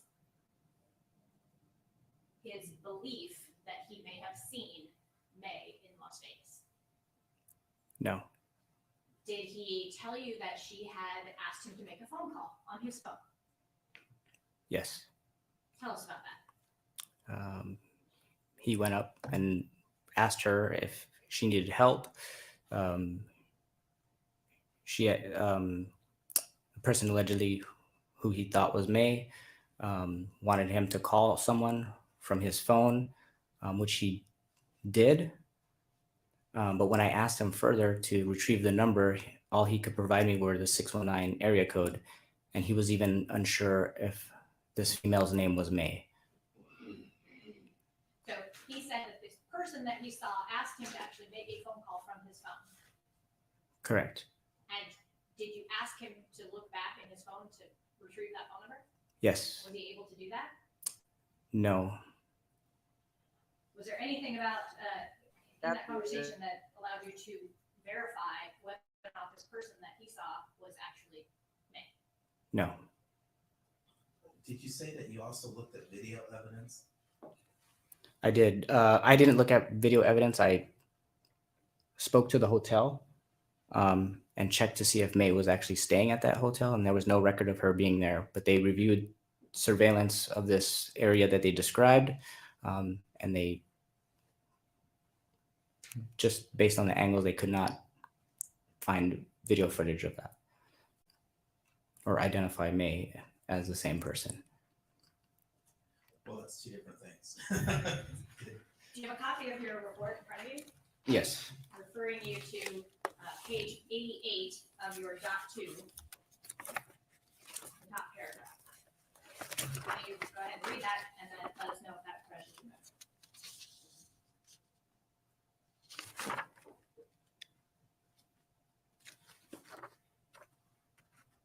You said 88 of the .2. Sorry.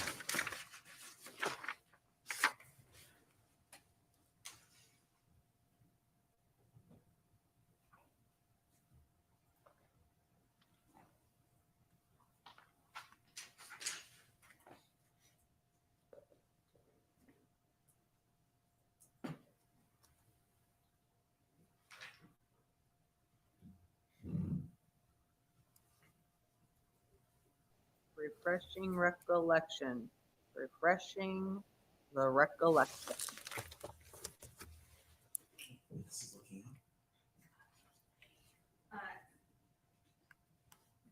Do you recall what just general description was that the person who provided this tip could even provide of the person he saw? Just a pretty Asian female. And it was between the hours of 6 and 7:30 Correct. at a casino. Yes. And so what was the security able to tell you with regard to reviewing surveillance? So they did find video of the female, but they were not able to identify her as the same person that I provided the flyer to. Could they tell you that that was actually the person you spoke to is even referring to? No. So they found a person, a female that could have fit the description, Yes. but no one could even identify who the female was. Correct. And the footage that they found, was it of the encounter that the tipster reported? Such that both the tipster and the woman were caught in the same footage? I don't recall.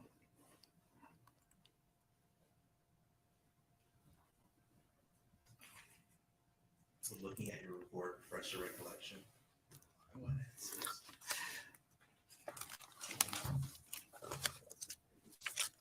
Maybe he shouldn't close the report after looking at it every time so that he can keep refreshing his recollection.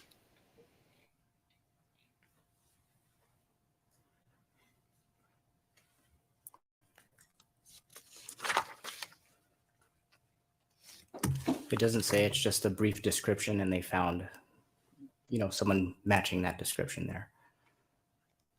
It doesn't detail the encounter, just the date and time, or just the date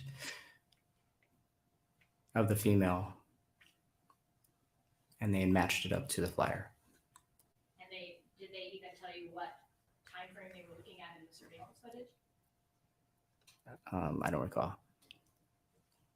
But they could not Want identify to refresh your this recollection? female based on the distance and angle of the cameras. Correct.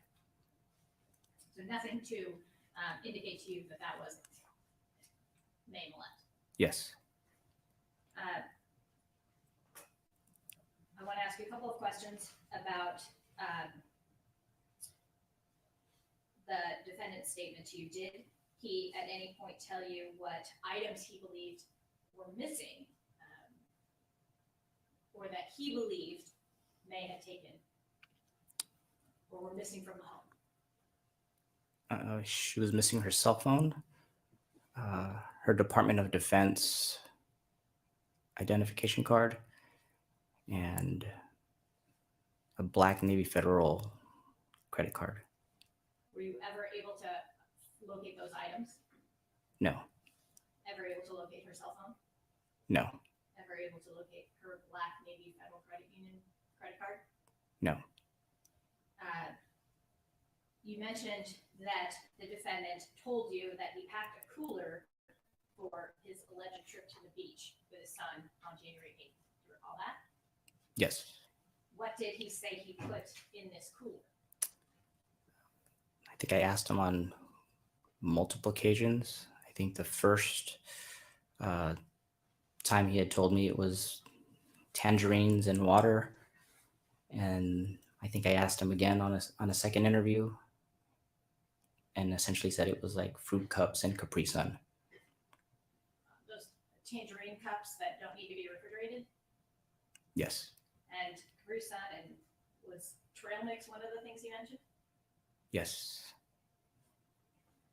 Anything else that he was able to describe that he put into this cooler? No. Did you ask him at some point to point out where he was on January 8th? Yes. Where did he tell you he was? He told us that he went to Solana Beach, Where did he point out on a map he was? Torrey Pine State Beach. How far away is Torrey Pine State Beach from Solana Beach? Approximately 4 miles. Did you do any open source research into what the weather was like on January 8th, 2021? Yes. What was the weather? I believe the high was 63 and the low was 50.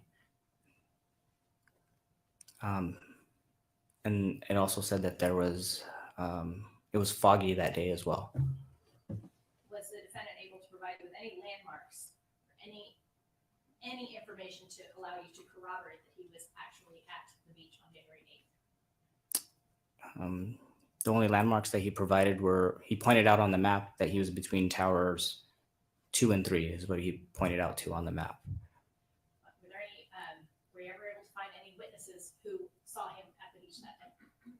No.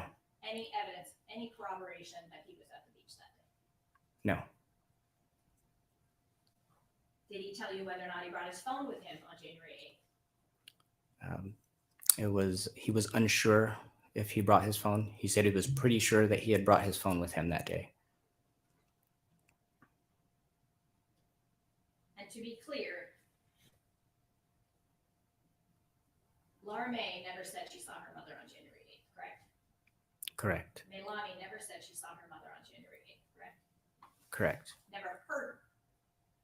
And neither child said they heard the sound of their mother's voice. No. Did you attempt to conduct forensic interviews of the Millete children? Yes. Tell us what a forensic interview is. Forensic interview is an interview which is conducted by a licensed clinical social worker.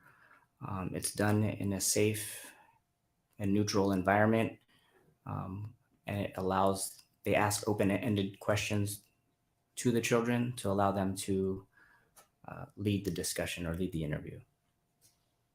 And in the weeks after January 7th, 2021, did you have conversations with the defendant to try to schedule forensic interviews so that someone, a professional, could speak to the children to try to obtain any helpful information from them about where their mother could be?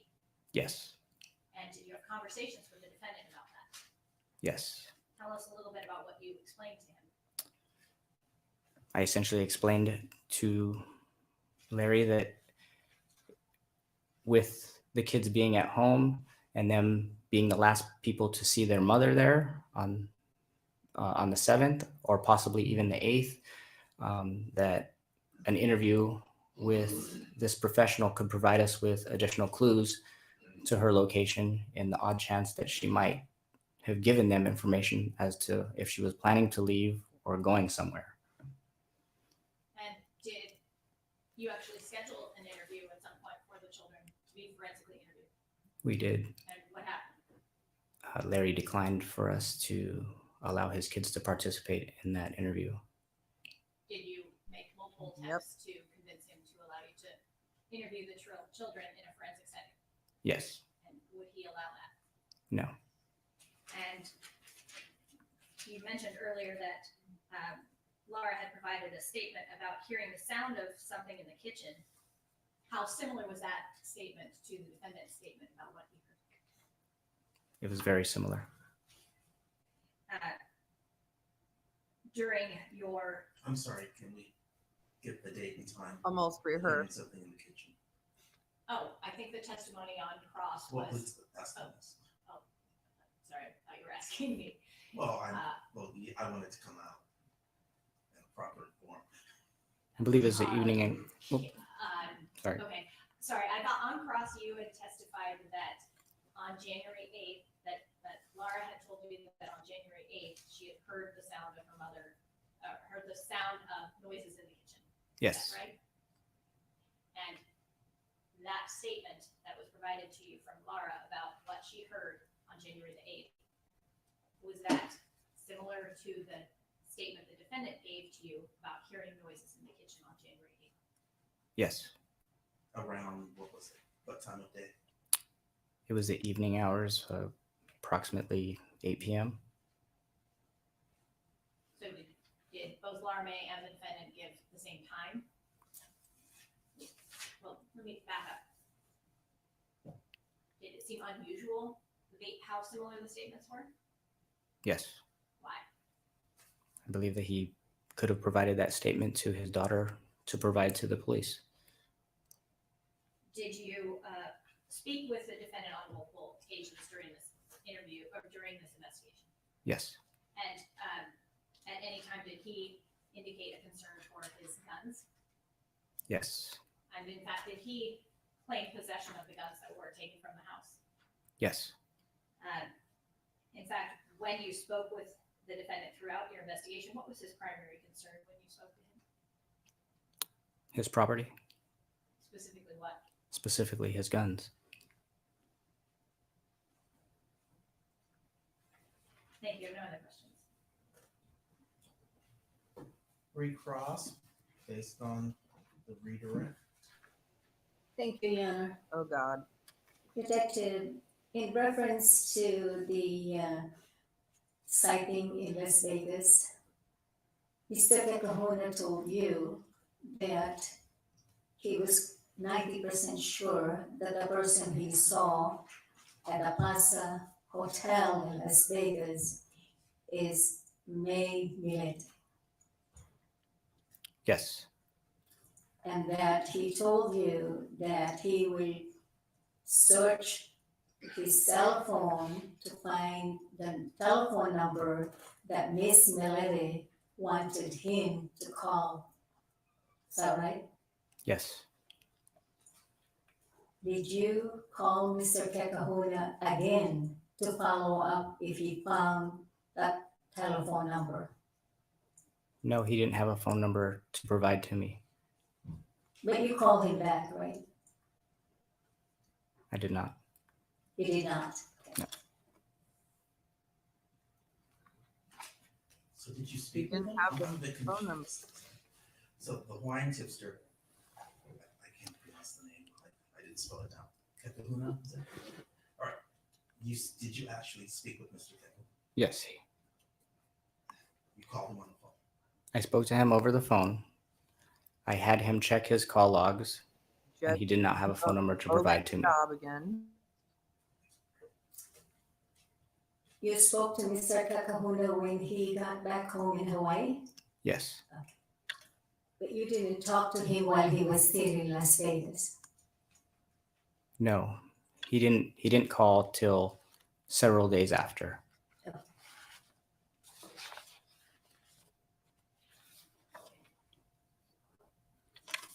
Did you also have an opportunity to speak to Mr. Kekahuna's wife? No.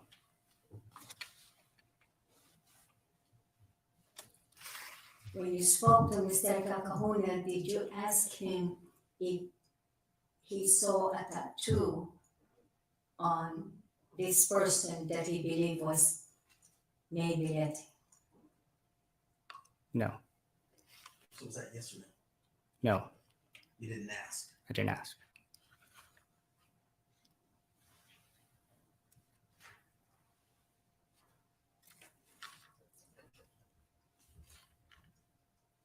Mr. Millete told you that on January 8th, when he took his son Lazarus to the beach, that they exited in some Solana Beach exit, correct? He was not sure which exit he took to Solana Beach. And he told you that the entire area of the beach, he and his family always referred to that as Solana Beach. Did he not tell you that? Yes. And in fact, he did not hesitate to point on the map where he was, where he and his son were. Correct. But he had disabled GPS, so they can't cooperate it. Did you actually see the items that Mr. Millete told you he loaded his Lexus that day on January 8th, 2021? Are you speaking about the tangerines and the fruit cups? Isn't it true that he told you that he loaded several items in the Lexus? Yes. That there were 2 ice boxes or cool boxes? Is that true? According to him, he said he loaded a cooler with the items that I just stated. Did he tell you how many coolers did he load into that Lexus on that day? No. And in fact, you didn't ask him to show you the cooler that he loaded that day?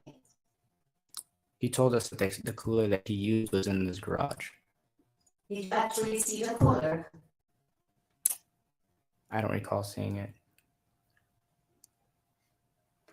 And in fact, he also stated that he loaded a bed cot in the trunk of the Lexus. Yes.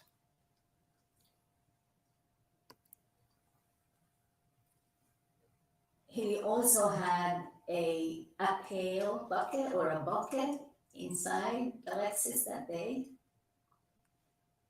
Is that a question? Can rephrase? Did he not tell you that he had a bucket inside the Lexus that day as well? I recall that he probably loaded some sort of beach toys for his son. As well as clothes and towels, correct? Yes.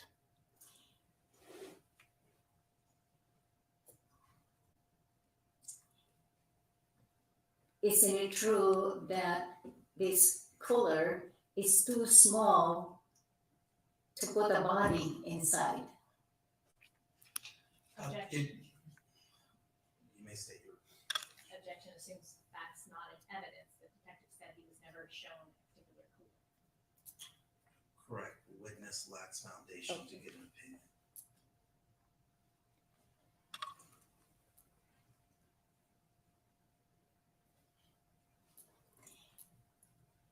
Isn't it also true that Lazarus was sitting on a car seat inside the Lexus in the back? Objection lacks foundation. Sustained. You can rephrase and ask Okay. if that's what the defendant. Also, what does any of this Is- do did- to prove anything? Mr. Millete told you that his son Lazarus was sitting in the back seat on an infant or a child safety chair. He didn't tell me that, but we did have, then I did observe a car seat in the back seat.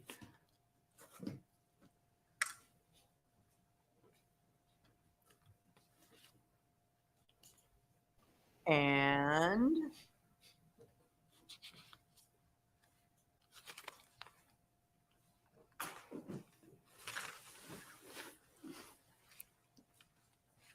And he also told you that Lazarus had a wetsuit and it was okay for him to just play at the beach.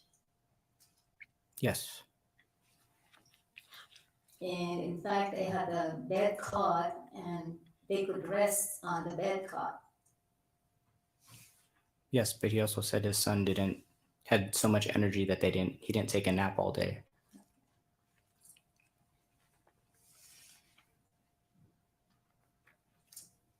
And he also told you that the reason why he left early that morning and was gone the whole day was because Lazarus' mother, May Millete, was complaining that she could not do any work because Lazarus was bothering her. Yes. Your witness. I have no additional questions. All right, I just want to make sure I understand what was located and what was not.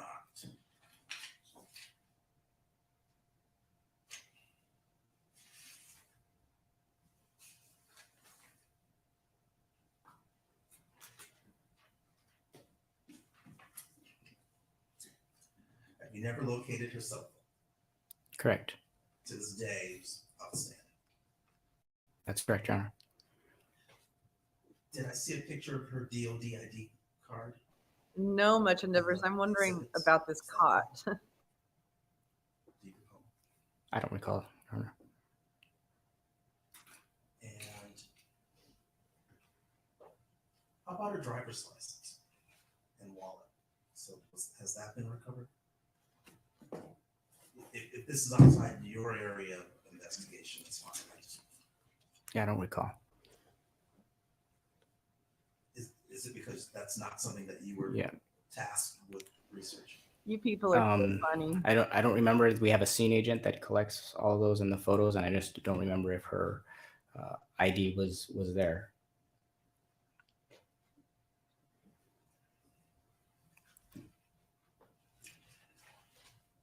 Did you review any video footage of either Solana Beach or the other beach, Torrey Pines, to see if the defendant's vehicle was at either of those locations? Yes, Your Honor. And what did you find? We had no evidence of Larry being at the beach. Additionally, I had spoken to State Parks Police that patrol that area. They did not recall seeing a man and a young boy between the towers that he had pointed out. I even spoke to the on-duty lifeguard that was there, and he didn't recall either. So between the video footage and between the parks police and lifeguards, I was unable to verify if Larry was at Torrey Pines where he had pointed out to me on the map. Okay, either party have any additional questions based on the court's questions? Yeah, Joanna, I just follow up on that. Detective, isn't it true that you spoke some security person that was present during the time frame that Mr. Millete was there, and he told you that there was a male person and a child present in the vicinity that you had asked, and the child was the age of 3 or 5, but he couldn't identify whether it's a male or female child. Can you refer me to which witness said that? He basically just said that no one could confirm there were people of that description there.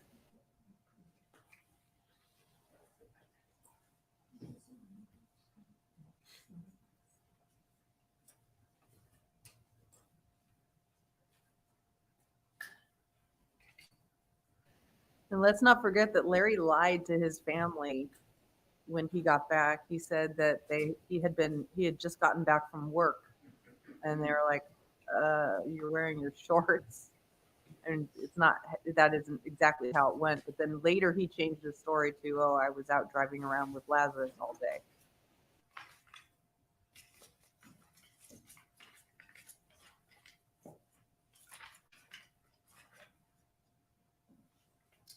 It's page number 6. What's the report number on the top right?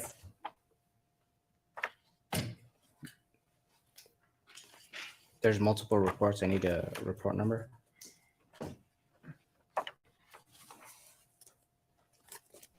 He just looked at the You can approach. DA like, Okay. "Can you help her out? Show where the report is." You know exactly where.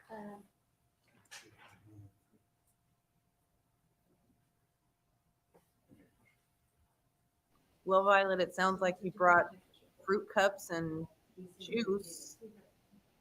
Hopefully he bought something more substantial for the kid. Your Honor, this was done by Detective Santo Rosario, but I believe the witness testified that he reviewed the report. That's not sufficient. He would actually have had to have had a conversation with the detective. Oh, okay. Report number 35103. See what I mean? She's just kind of floundering around looking for things to ask, but to try to get something that sticks. And then she's not prepared with the report, or it's the wrong witness. But Your Honor, I think I believe that Detective Vicente also has a separate report that says the same thing. And I'm just trying to get it out of the computer. Our team of detectives divided that surveillance video up, so we when we reviewed the video of Surfline, if that's what you're referring to, different detectives took different pieces of camera footage that we reviewed.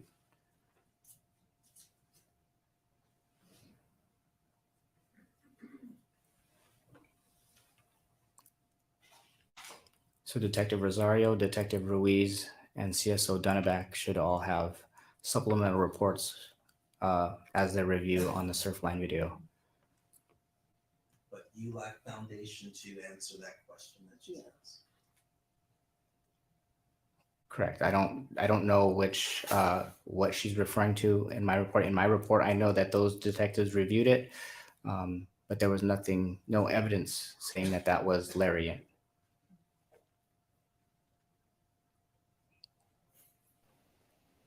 You ain't got no alibi, kid. I won't even allow that answer because unless you can tell me that you spoke with one of those detectives regarding that statement, it's not admissible pursuant to problem 15. Your Honor, if the witness would like to refresh his recollection, it's report number 35103.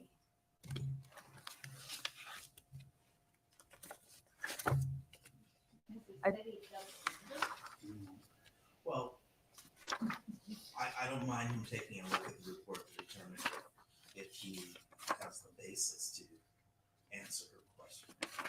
You can look at the report, and if you think it's still inadmissible, you may lodge your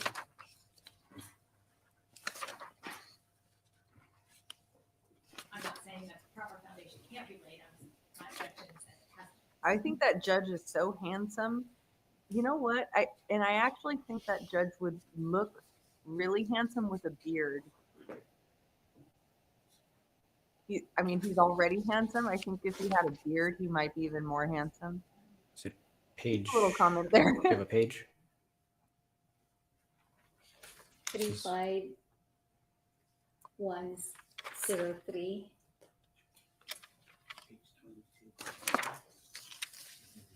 And it's D00173.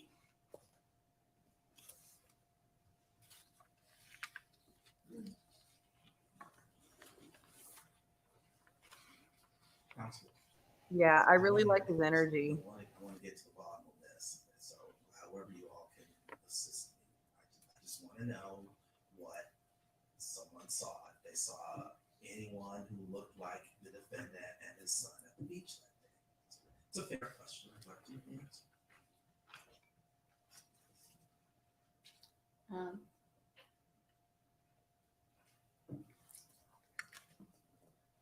He's still looking. Yeah. Yes, his skin is like perfect.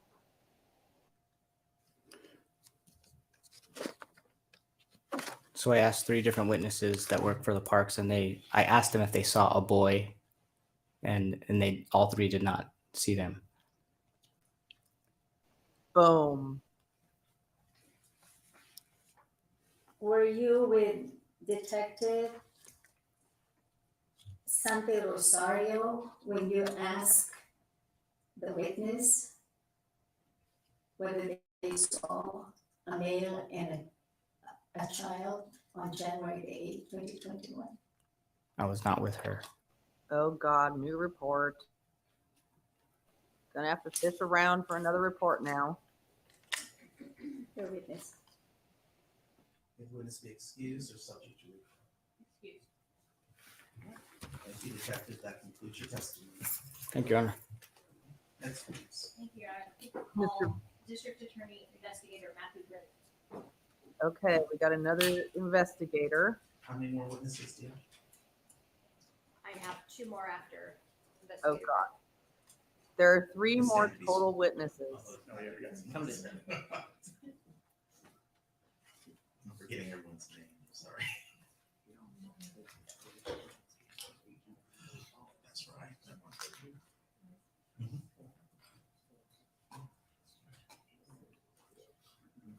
I think Jesse Vicente's like, phew. Thank God that's finally over. No more having to refresh my recollection on a report that he doesn't even know where it is.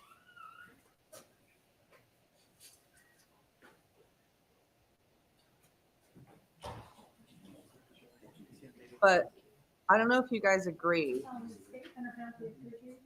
but I really think that the defense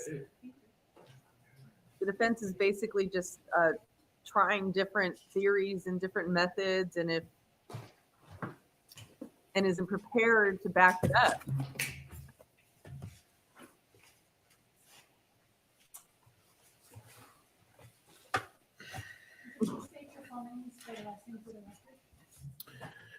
Matthew Grindley, Grindley. Good morning, sir. Good morning, Your Honor. You may proceed. Thank you. Investigator Ridley, where do you work? I am a district attorney investigator with the San Diego County District Attorney's Office. How long have you worked for the district attorney's office? Approximately 4 years, since June of 2018. What do you currently do with the district attorney's office? I am a gang investigator with our gang prosecution unit. What are some of your duties as an investigator?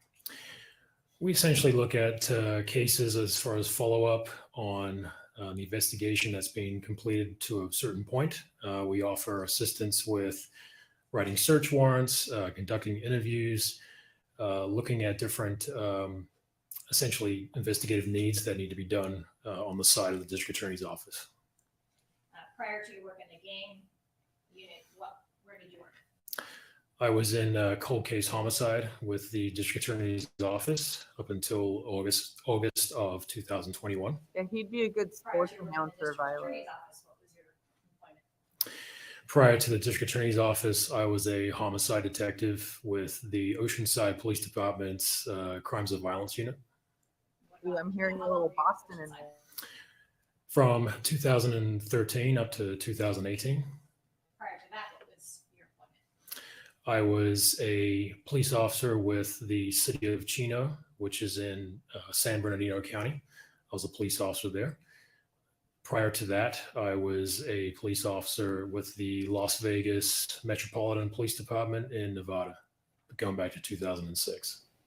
This is a rough area. How long have you been a police officer or a peace officer? Approximately 16 years. Do you have some areas of particular expertise that you utilize as a district attorney investigator? Yes, not only as a district attorney investigator, but going back to approximately 2015, I started reviewing cell phones and social media investigations as far as what information's out there. That included phone calls, that included social media activity, Google information, Apple, iCloud material, and that's something that I regularly pursue and also teach other investigators here in the state of California. Can you give just a brief description of kind of your training and experience that provides you with that expertise? Yes, again, going back to 2015, I've completed approximately 500 hours of training in T-Mobile records, AT&T records, Verizon records, basically cell phone providers.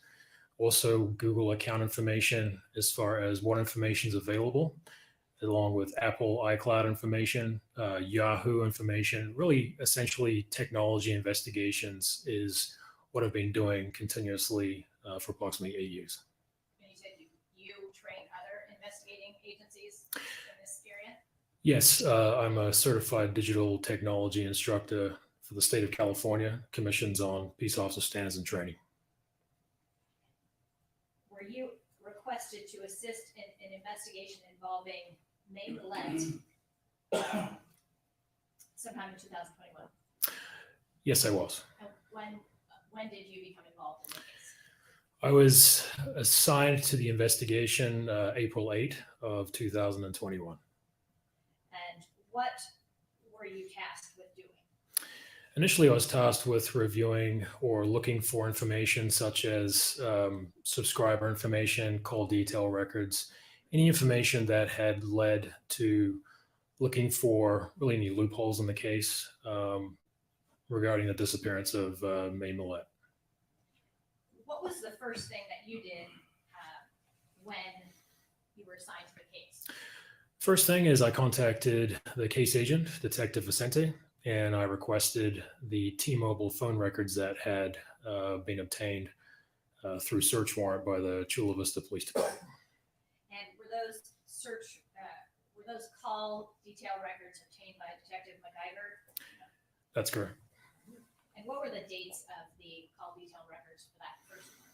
For the first warrant, it was early December through late January, January 27th of 2021. When you say early December, was that 2020? That's correct.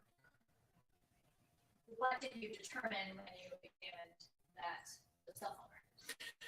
Or what were you looking for? I was looking at the call patterns as far as who was calling who. I was looking at activity on the different accounts. And so I was looking for the last time that the phone number it was assigned to May Millete had any activity. I found that the last transaction regarding May Millete's account ended on January 8th, 2021 at 1:25 in the morning. Tell us a little bit about that. So this transaction is what's called timing advance data. And this is information that is generated through data transactions on the phone.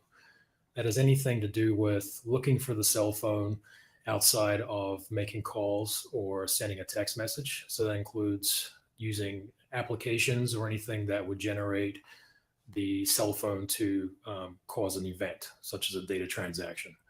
So with that information, I was able to look at the timeline of the events and see that the timing advance data was running continuously from January 7th, and the last transaction was January 8th at 1:25, and nothing was generated after that time. What does that mean in layman's terms? That means that either there's a few options. Number one is that the cell phone battery could have died. Number two, the cell phone could have been destroyed. Or the third is that the cell phone was turned off. Either all, it does put together that it loses connectivity on the network. And looking at those records through the end of January 2021, were there any other transmissions from that cell phone associated with May Millete? No. Did you determine the last reported cell phone activity in those records? I did. It was January 7th, 2021 at 5:48 p.m. I'm sorry, what was the question again? It was the last reported cell phone activity for the phone associated with May Millete. I guess I'm confused. Cell phone activity is different from the transaction. Yes, and I think we'll get into that. If Your Honor would allow me, I think that I can set up the ability for this investigator to explain the distinction. Okay. What was that last reported cell phone activity? It was a outgoing phone call from May Millete's cell phone number. And was it outgoing or incoming? It was an outgoing phone call. And who was it to? It was to a number that we later identified as Alexandra McIntosh. And about how long was that phone call? 10 minutes and 20 seconds. How did you determine who that phone number belonged to? Using trusted law enforcement databases, and also I made contact with that phone number, and I identified the person that answered the phone, or at least called me back, as Alexandra McIntosh. And who is Alexandra McIntosh? She is a family law attorney in the city of Carlsbad. What was the time of the call again? The time was 5:48 p.m. January 7th, 2021. That's correct. Can you tell us now, you mentioned earlier, a last sort of transmission for the phone at 1:25 in the morning on January 8th. What is the difference between that particular time and this phone call? In other words, what's the difference between those kind of two data sets? Sure. So the difference is that you have a call detail record as a file, and that contains only text messages and phone calls that were either made or received for that particular phone number. There's additional files that are provided or retained by T-Mobile and the other networks or providers that is strictly data sessions. And a data session is what prompted the last activity of being 1:25 in the morning of January 8th. So what would be an example of a data session? Example of a data session would be if I was using a application on my phone, such as Snapchat or Instagram, Facebook, YouTube, anything that's creating data. So any type of data usage is recorded as an event from a cell tower that goes back to the provider network, and that is recorded on a file that if we requested it, we would be able to obtain a data session showing timestamps. So if I make a phone call, that would generate some sort of record in my call detail record. That's correct. But if I then finish that phone call, drive down the street, and I have my phone on with some applications on my phone, would I then generate some of these data sessions? Yes, it's essentially a passive data session. So you don't sometimes you don't actively have to be using the phone, but it's still generating data. So for example, when you maybe wake up in the morning and all of a sudden your work email has a lot of work emails, they've been pushed through your phone throughout, in the morning or maybe after going to sleep, would those generate those data sessions? Essentially, yes. Did you speak with Alexandra McIntosh about whether or not she had had communication with May Millete? I did. It was in early May of 2021. And tell us what she was able to tell you.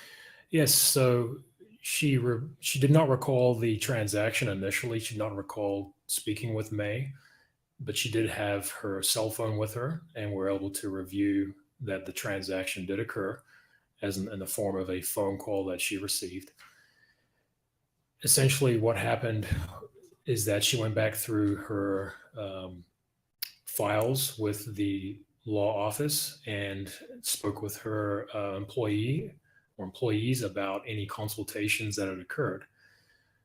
Later that evening, I did receive information from Alexandra McIntosh where they found communication through email that came from one of the employees of the law office to Alexandra McIntosh, stating that May Millete had contacted the law office for a consultation. And there should be, Your Honor, may I approach the witness to direct him to Courts Exhibit 14? Yes.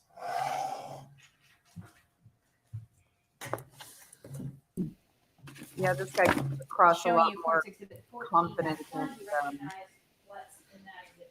I do. What is clear. That is an email that I received from Alexandra McIntosh. It is the original email that was sent from the law office concerning May Millete. And this was from someone by the name of Renee J.D. Arm to Alexander McIntosh, January 6th at 12:42 p.m. That's correct. And provided the name of a potential client, whose name is May Millete, with a telephone number. Correct. And then was she able to provide you with another email with regard to her communication with Ms. Millete? Yes. That's pretty damning. That's the very last call. She said that she had spoken with May Millete on January 7th and that she was currently in the process of filling out paperwork and would be in touch. And she provided you a copy of that email? That's correct. And who was that email to or from? From Alexandra McIntosh. Essentially, the prior one was from Renee Robinson, who was the employee from the law firm. And showing you 14-2, do you recognize what's up on the screen to be the same exhibit that in the binder in front of you? That's correct. And what is this email? That is showing the email that I received that originally came from Renee Robinson to Alexandra McIntosh on January 7th at 5:58 p.m.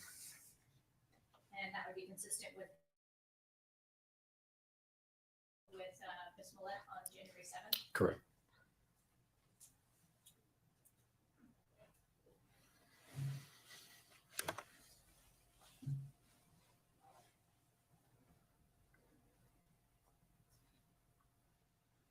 Did you review the search warrant return, and I believe you said it was T-Mobile, is that correct? That's correct. For additional phone numbers?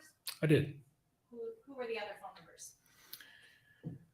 The phone numbers were numbers that we received initially from Chula Vista Police Department's investigation, and we identified them belonging to the Millete family. Who specifically in the family? Larry Millete and the 2 children.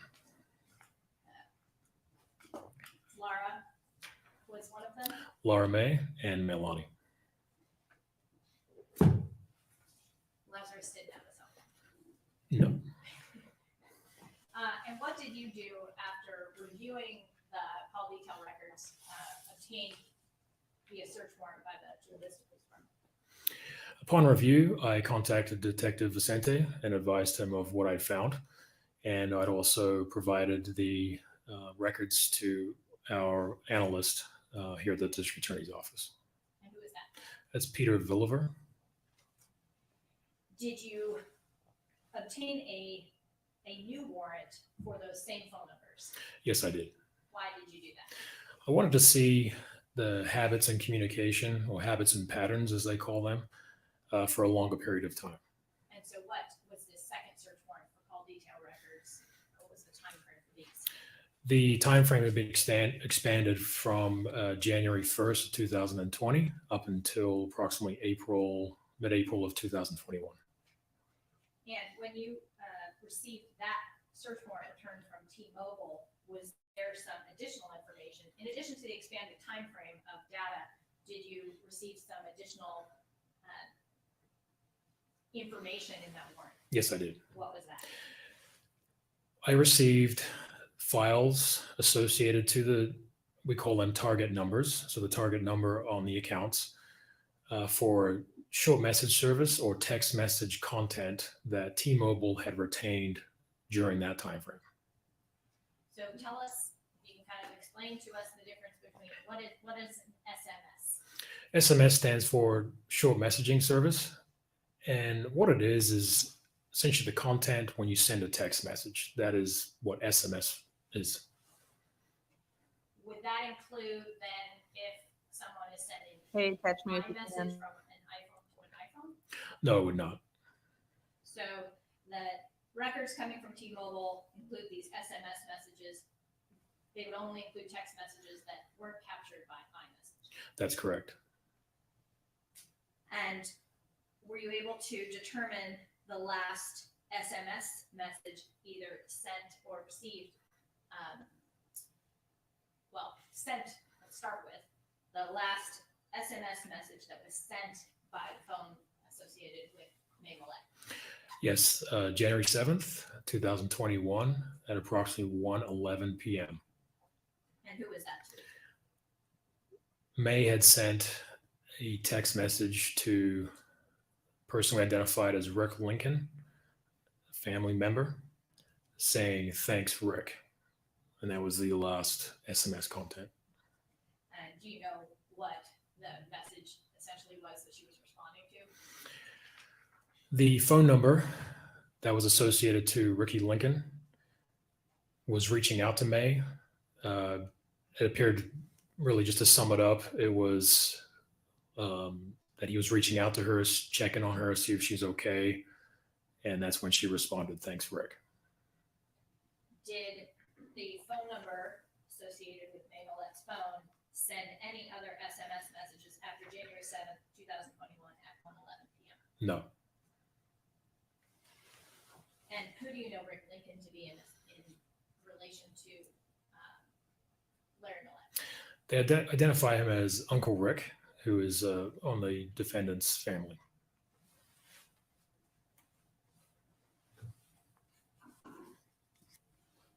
Now, when you get these SMS messages in the T-Mobile search warrant return, how do you get that data? And what does it look like when you open it up? Generally, it's in an Excel format, and the time zones are listed in UTC time, which is Universal Time Coordinated. That's a standard, and we have to adjust it to the appropriate time zone here in San Diego. Which would be Pacific Standard Time? That's correct. And so when you wrote your report to document your analysis of these SMS messages, how did you go about doing that for ease of reviewing these messages? So a lot of my background is in reviewing Excel format, Excel documents in order to really clean up the file just so we can understand what the material is. So in doing so, I converted the times from UTC time, so UTC standard, to Pacific Standard Time to reflect the accurate timestamp here in California. I then separated the text message content by phone number, as in who had sent it, who had received it, and as a better understanding of kind of how this information played out. And looking at the search warrant return, did you also then look at the SMS messages for Larry Millete? Or I the did. phone number associated with Larry Millete? Yes, I did. Your Honor, may I approach the witness to direct him to Court's Exhibit 30? You may, and we're gonna have to break at 11:15. Oh, okay. Well, I might just, I can just set this up and then we'll continue after lunch. They're breaking. Looking at Court's Exhibit 30-1, do you recognize what we see in that exhibit? I do. And tell us, for example, how you start your analysis or start your report in terms of the analysis of these messages. Sure. So what I do is I look at the numbers that we've identified in the investigation, and I look at the file itself and assign the number to the person, just for ease of understanding. And so the table that I'm looking at here, it's isolated or it's identified the following phone numbers as either family members or people that are significant part of this investigation. And looking at 30-1, and just for the privacy sake of these individuals, I'm not going to project these phone numbers. I believe there's a stipulation by counsel that the phone numbers are accurate phone numbers associated with the individuals that they are attributed to in the exhibit. Please see. So noted. So for purposes of the testimony, then I will just be asking about phone number associated with a particular individual rather than talking about using their actual phone number. Your Honor, you said, I think 11:50. I am about to go into the testimony about these records, so I don't know if it might be. I have a meeting, so yes, we're gonna break now. So we will resume. You have your other witness coming in. Yes. 30. Yes, the other witness, Detective Ruiz, was on cross-examination when we left on Friday, and he's going to be coming at 1:30. So I believe Investigator Grinley is going to be gracious enough to let us finish Detective Ruiz, and then we'll resume with Investigator Grinley after Detective Ruiz finishes. So And it finished that tomorrow? might be 11:45, 1:45, but I'm sure you'll be in touch with this. Court's in recess. We'll resume at 1:00. You're Thank ordered you. back at 1:00.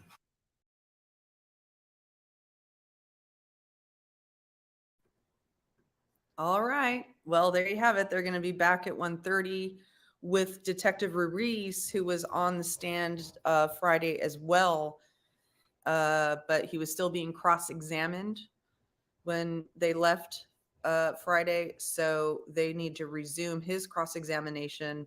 And he came back later today because he works graveyards and they didn't want to have to, too much break into his sleep schedule. So Detective Ruiz, who's also a very strong witness, in my opinion, is coming back at 1:30. And he's the one that was testifying to the Google searches that he found in Larry's search history. And some of the really interesting, he did a search for all the, he did what he called an open source search for all of the search efforts that were going on for May, and found that it was really a worldwide search effort. Like if you had not, the fact that after all this worldwide information was going around and so many ground level search efforts that they hadn't found her yet was, was telling that she probably isn't alive. I feel like what they're doing is really just stipulating, just they're really just stipulating here that May is not around. She doesn't exist. She's nowhere to be found. So anyway, yeah, and catch me if you can. This case grabbed me and wouldn't let me go from the very beginning. It was so sad because to me it seems so obvious, but unfortunately this guy did allegedly did an incredibly good job of hiding her. So anyway, great. Go ahead and catch up. Catch me if you can. Catch up. Anyway, so I will set things up for 1:30 Pacific time, and in the meantime, take a break, and we'll see you back then. Have a lovely break, everybody. Please remember to hit the thumbs up, consider becoming a member, and do all that good stuff. Thank you, and see you later.